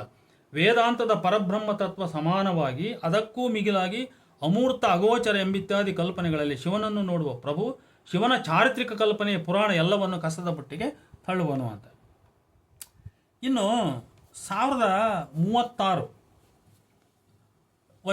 ವಚನದಲ್ಲಿ ಮತ್ತೆ ಇಲ್ಲಿ ಲಿಂಗದ ಚರ್ಚೆ ಬರ್ತದೆ. ನನ್ನ ಪ್ರಕಾರ ಪ್ರಾಣಲಿಂಗ, ಪ್ರಾಣ ಪೂಜೆಗಳಿಗೂ ಮೀರಿದ ಅಮೂರ್ತ ಚಿಂತಕನಾದ ಪ್ರಭು ಕಲ್ಲಿನ ಲಿಂಗಧಾರಣೆ, ಲಿಂಗ ಪೂಜೆ, ಲಿಂಗ ನಷ್ಟ ಇವಾವನ್ನು ಒಪ್ಪಿದವನಲ್ಲ. ಅದರ ಕಲ್ಪನೆಯನ್ನೇ ಬೇರೆ ಬೇರೆ ಮಾತುಗಳಲ್ಲಿ ಭಿನ್ನ ಭಿನ್ನ ಸಂದರ್ಭಗಳಲ್ಲಿ ಪ್ರಭು ಹೇಳಿರುವುದುಂಟು. ಲಿಂಗ ಕುರಿತ ಅಧ್ಯಾಯ ಭಾಗದಲ್ಲಿ ನಾನು ಇದನ್ನು ಅಸಾವಿವರವಾಗಿ ಚರ್ಚೆ ಮಾಡಿದ್ದೇನೆ. ಈ ವಚನ ಕುರಿತು ಲಿಂಗದ ಪರಿಕಲ್ಪನೆಯನ್ನು ಪ್ರಭು ಇಲ್ಲಿ ಕಾಸ್ಮಿಕ್ ಎತ್ತರಕ್ಕೆ ಏರಿಸುತ್ತಾನೆ ಅಂತ ಡಾಕ್ಟರ್ ನಾಗರಾಜ್ ಅವರು ಬರೀತಾರೆ. ಇವರು ಒಂದು ಮಾತು ಸಾಕಷ್ಟೇ. ಈ ಜಗತ್ತು ಲಿಂಗ ಶಿವಸೃಷ್ಟಿ, ಅದರೊಳಗೆ ಶಿವನಿರಲು ಆ ಜಗತ್ತೇ ಲಿಂಗ ಶಿವವಾಯಿತು. ಆದ್ದರಿಂದ ಅದನ್ನು ಕೆಡಹುವ ಕಲ್ಪನೆ, ಅದು ಬೀಳುವುದು ವಿಕೃತ ಆಲೋಚನೆ. ಅದು ಅಂದರೆ ಈ ಪ್ರಪಂಚ, ಈ ಜಗತ್ತೇ ಶಿವನಾದಾಗ ಅದನ್ನು ಬೀಳಕ್ಕೆ ಹೆಂಗೆ ಸಾಧ್ಯ, ಅಥವಾ ಅದು ಬಿದ್ದರೆ ನಾವಿರ್ಲಿಕ್ಕೆ ಹೆಂಗೆ ಸಾಧ್ಯ ಅಂತ. ಆ ಬೀಳುವ ಮತ್ತು ಬಿದ್ದ ಕಾರಣಕ್ಕಾಗಿ ಜೀವ ನಷ್ಟ ಮಾಡಿಕೊಳ್ಳುವಂಥ ಭಕ್ತರ ಮೂಢನಂಬಿಕೆಯನ್ನು ಈ ಅಲಮ ಪ್ರಭು ಬಹಳ ಕಟುವಾಗಿ ಟೀಕಿಸಿದ್ದಾನೆ. ಆದ್ದರಿಂದ ಅದನ್ನು ಕೆಡಲಿಕ್ಕೆ ಬರಲ್ಲ, ಅದು ಕೆಡವಿದ್ರೆ ಲೋಕ ಉಳಿಯಲ್ಲ ಅಂತ. ಇನ್ನೊಂದು ಅವರು ವಚನಕ್ಕೆ ಹೋಗ್ತಾರೆ 1063. ಇದನ್ನೊಂದು ನೋಡೋಣ. ಕಾಡು ಗಿಚ್ಚೆದ್ದಡೆ ಅಡವಿಯೇ ಗುರಿ, ನೀರು ಗಿಚ್ಚೆದ್ದಡೆ ಸಮುದ್ರವೇ ಗುರಿ, ಒಡಲು ಗಿಚ್ಚೆದ್ದಡೆ ತನುವೇ ಗುರಿ, ಕಾಲಾಗ್ನಿ ಎದ್ದಡೆ ಲೋಕಂಗಳೇ ಗುರಿ, ಶಿವಶರಣರ ಮನದಲ್ಲಿ ಕೋಪಾಗ್ನಿ ಎದ್ದಡೆ ನಿಂದಕರೇ ಗುರಿ, ಗುಹೇಶ್ವರ ನಿಮ್ಮ ಮಾಯದ ಹೊಡೆಗಿಚ್ಚಂಗೆ ನಾನು ಗುರಿಯಲ್ಲ ಕೇಳ ಅಂತೇಳಿ 1063ನೇ ವಚನ ಇದು. ನಾವು ಮೊದಲು ಅರ್ಥ ಮಾಡಿ ಆಮೇಲೆ ಡಾಕ್ಟರ್ ನಾಗರಾಜ್ ಅವರ ಹೇಳಿಕೆ ನೋಡೋಣ. ಈ ವಚನವು ಹೇಳುತ್ತಿರುವ ಕೇಂದ್ರ ಸಂದೇಶ 3ನೇ ಸಾಲಿನಲ್ಲಿದೆ. ಶಿವಶರಣರ ಮನದಲ್ಲಿ ಕೋಪಾಗ್ನಿ ಎದ್ದಡೆ ನಿಂದಕರೇ ಗುರಿ ಅಂತ. ಇದು central idea, central message of the ವಚನ. ಈ ಸಂದೇಶದ ಅರ್ಥವನ್ನು ಹೆಚ್ಚು ವಿಶೇಷಗೊಳಿಸಲು ಅರ್ಥ ತೀವ್ರತೆ, ಭಾವ ತೀವ್ರತೆಯುಂಟು ಮಾಡಲು ಮೇಲಿನ 2 ಸಾಲುಗಳ ರೂಪಕಗಳು. ಅವು ನೈಸರ್ಗಿಕ ಸಂಗತಿಗಳ ಕಾಲ್ಪನಿಕ ಚಿತ್ರಣ, ಸಂಭವನೀಯ ಸಂಗತಿಗಳ ಚಿತ್ರಣ ನೀಡುತ್ತವೆ. ಕಾಡಿಗೆ ಬೆಂಕಿ ಹೊತ್ತಿದರೆ ಸುಡುವುದು ಕಾಡೆ, ನೀರಿಗೆ ಬೆಂಕಿ ಹೊತ್ತಿದರೆ ಸಮುದ್ರವೇ ಗುರಿ, ಒಡಲು ಹೊಟ್ಟೆ ಸುಟ್ಟರೆ ಅದಕ್ಕೆ ಬಲಿಯಾಗುವುದು ಈ ತನು ಮತ್ತು ದೇಹ. ಆದರೆ ಇವೆಲ್ಲವುಗಳಿಗೂ ಭಯಂಕರವೂ ತೀವ್ರವೂ ಆದದ್ದು ಕಾಲಾಗ್ನಿ, ಕಾಳ. ಇದೊಂದು ಅಮೂರ್ತ ಪೌರಾಣಿಕ ಕಲ್ಪನೆ ಎಂಬಂತೆ ತೋರಿದರೂ ಸಹ ಈ ವಿಶ್ವವೇ ನಾಶವಾದರೂ ಕೊನೆಗೆ ಉಳಿಯುವುದು ಕಾಲ ಮಾತ್ರ. ಅದು ಅವಿನಾಶಿ. ಅಂತಹ ಕಾಲಕ್ಕೆ ಅಗ್ನಿ ಹೊತ್ತಿದರೆ ಸರ್ವ ಲೋಕಗಳೇ ಪ್ರಳಯವಾಗುತ್ತವೆ ಅಂತ. ಇದು ಇಲ್ಲಿಯ ಆಲೋಚನೆ. ಹೀಗೆಲ್ಲ ಹೇಳಿದ ಪ್ರಭು ಶರಣನಿಂದಕರನ್ನು ಬೆದರಿಸಿ ಬೆಚ್ಚಿಸಲು ಹೀಗೆಲ್ಲ ಹೇಳಿದ ಕಾರಣ ಈ ವಚನಕ್ಕೊಂದು ಚಾರಿತ್ರಿಕ ಸಂದರ್ಭವಿರಬೇಕು ಅಂತ ನನಗನ್ನಿಸ್ತದೆ. ಲೋಕದಲ್ಲಿ ಶಿವಭಕ್ತರನ್ನು, ಶರಣರನ್ನು, ಜಂಗಮರನ್ನು ನಿಂದಿಸುವುದು ಒಂದು ಅತಿರೇಕ ತಲುಪಿರಬೇಕು. ಶರಣರು ಊರಿನೊಳಗೆ ತಿರುಗಾಡಿದರೆ ಅವರನ್ನು ಊರಿನಿಂದ ಓಡಿಸುವ, ನಾಯಿ ಬೊಗಳುವ ಪ್ರಸಂಗವನ್ನು ಬಸವಣ್ಣನ ವಚನಗಳಲ್ಲಿ ನಾವು ಕಾಣಬಹುದು. ಆದ್ದರಿಂದ ಪ್ರಭುವಿನ ಈ ವಚನಕ್ಕೂ ಅಂಥ ಒಂದು ಘಟನೆ ಸಂಗತಿಗಳ ಹಿನ್ನೆಲೆ ಸಂದರ್ಭ ಇದೆ ಅಂತ ನನಗನ್ನಿಸ್ತತಿ. ನೀವು ಶರಣರನ್ನು ನಿಂದಿಸಿ ಅವರ ಕೋಪಕ್ಕೆ ತುತ್ತಾಗಬೇಡ್ರಿ. ಅವರು ಕೋಪಿಸಿಕೊಂಡರೆ ಆ ಕೋಪಕ್ಕೆ ನಿಂದಕರು ಈಡಾಗಿ ಸುಟ್ಟು ಹೋಗುವರು, ಸರ್ವನಾಶವಾಗುವರು. ಹೀಗೆ ಪ್ರಭು ಹೇಳುವಾಗ ನೈಸರ್ಗಿಕ ಊಹಾತ್ಮಕ ಸಂಗತಿಗಳ ಪ್ರತಿಮೆಗಳನ್ನು ಸೃಷ್ಟಿಸಿ ಅದಕ್ಕೆ ಮಾನವ ಸಮಾಜದ ಚರಿತ್ರೆಯ ಸಂಯೋಗ ಮಾಡಿದನು. ಕೊನೆಗೆ ತಾನು ಆ ಗುಹೇಶ್ವರನೆಂಬ ಶಿವಮಾಯೆಯ ಹೊಡೆಗಿಚ್ಚಿಗೆ ಬಲಿಯಾಗುವಂಥ ತಿಳಿಗೇಡಿಯಲ್ಲ, ಭಕ್ತನಾಗಿ ಅದನ್ನು ಮೀರಬಲ್ಲೆನೆಂಬ ಆತ್ಮವಿಶ್ವಾಸ ನನಗಿದೆ ಅಂತ ಪ್ರಭು ಹೇಳ್ತಾನೆ. ಈಗ ನಾಗರಾಜ್ ಅವರ ವಿಮರ್ಶೆಯನ್ನು ನಾವು ನೋಡೋಣ. ಈ ವಚನದ ಕಡೆಯ ಸಾಲಿನಲ್ಲಿ ನಾಟಕೀಯ ತಿರುವು ಇದೆ. ಅವ್ರ ಮಾತುಗಳು: ಪ್ರಭುವಿನಲ್ಲಿ ಅಗ್ನಿ ಭೌತಿಕ ಅಂದರೆ ಕಾಳ್ಗಿಚ್ಚು ಹಾಗೂ ಭಾವಸ್ಥಿತಿ ಅಂದರೆ ಒಡಲಕಿಚ್ಚು ಎರಡೂ ಹೌದು. ಇತಿಹಾಸ ಅಂದರೆ ಶರಣರದು ಕೋಪಾಗ್ನಿ ಮತ್ತು ನಿಸರ್ಗ ಕಾಲಾಗ್ನಿ, ಈ ಎರಡನ್ನು ಸಮಾನವಾಗಿ ಬಂಧಿಸುವ ಬೆಸೆಯುವ ನಿಯಮವನ್ನು ಇಡೀ ವಿಶ್ವದಲ್ಲಿ ಪ್ರಭು ಕಾಣುವನು. ಇದು ಮೊದಲೈದು ಸಾಲುಗಳಲ್ಲಿ ವ್ಯಕ್ತ. ಆದರೆ ಈ ಬಗೆಯ ಬಂಧನ ರೂಪಿ ನಿಯಮದಿಂದ ಪಾರಾಗುವ ಪರಮ ಸ್ವಾತಂತ್ರ್ಯದ ಸ್ಥಿತಿಯನ್ನು ಕಡೆಯ ಸಾಲಿನಲ್ಲಿ ಸೂಚಿಸಲಾಗಿದೆ. ಈ ಪರಮ ಸ್ವಾತಂತ್ರ್ಯದ ಸ್ಥಿತಿ ಭಕ್ತನಾದ ಅಲ್ಲಮನದು ಎಂಬುದನ್ನು ನಾನು ಸೇರಿಸುವೆ. ಯಾಕೆ ಎಂಬ ಪ್ರಶ್ನೆಗೆ ಉತ್ತರ ಅದ್ವೈತ ತತ್ವದಲ್ಲಿದೆ. ಶಿವನನ್ನೊಳಗೊಂಡ ಶಿವನೊಳಗೆ ತಾನಿರುವ ಭಕ್ತನು ಈ ಕಾಲಾಗ್ನಿಯ ಭಾಗವಾಗಿ ಅವನಿಗೆ ಯಾವ ಅಗ್ನಿಯ ಭಯವೂ ಕೂಡ ಇಲ್ಲ. ಇದು ದರ್ಶನ ಶಕ್ತಿ, ಜ್ಞಾನ ಶಕ್ತಿಯಲ್ಲ, ಇದು ಭಕ್ತ ಶಕ್ತಿ. ಇದು ಲೇಖಕರು 117ನೇ ಪುಟದಲ್ಲಿ ಅರಿವು ಮರೆವಿನ ಮಾರಕ ವೈರುಧ್ಯ ಎಂದು ಅರಿವು ಮರಹು ಕುರಿತ ಸಂಕ್ಷಿಪ್ತ ಚರ್ಚಿಸಿರುವರು. ಅಲ್ಲಮನಲ್ಲಿ ಅರಿವಿಗಿಂತ ಮರೆವು ಮಿಗಿಲಾದುದು ಮುಖ್ಯವಾದುದು. ನಾಗರಾಜರ ಈ ಚರ್ಚೆಯಲ್ಲಿಯೂ ಸಹ ಕಾಶ್ಮೀರ ಶೈವ ಹಾಜರ್. ಅದನ್ನು ನಾನು ನನ್ನ ಅರಿವು ಮರಹು ಅಧ್ಯಾಯದಡಿಯಲ್ಲಿ ಚರ್ಚಿಸಲೆತ್ನಿಸುವೆ. ಇಲ್ಲಿ ಅದರ ಅವಶ್ಯಕತೆ ಇಲ್ಲ. ಇಲ್ಲಿಗೆ ಈ 4ನೇ ಅಧ್ಯಾಯದ ಒಟ್ಟು ಚರ್ಚೆ ಇಲ್ಲಿಗೆ ಮುಗಿದಂತೆ. ಇದಕ್ಕೆ ಒಂದು ವಿಡಿಯೋ ಮೊದಲಿಂದ ತುಣುಕಾಯಿತು, ಕಟ್ಟಾಯಿತು, ಅದು ಆ್ಯಡ್ ಆಗಿದೆ. ಅದರಲ್ಲಿ ಸ್ವಲ್ಪ 3ನೇದೊಂದು ಭಾಗ ಬಂದಿದೆ. ಇಲ್ಲಿಗೆ ನಮಸ್ಕಾರ. ಚರ್ಚೆ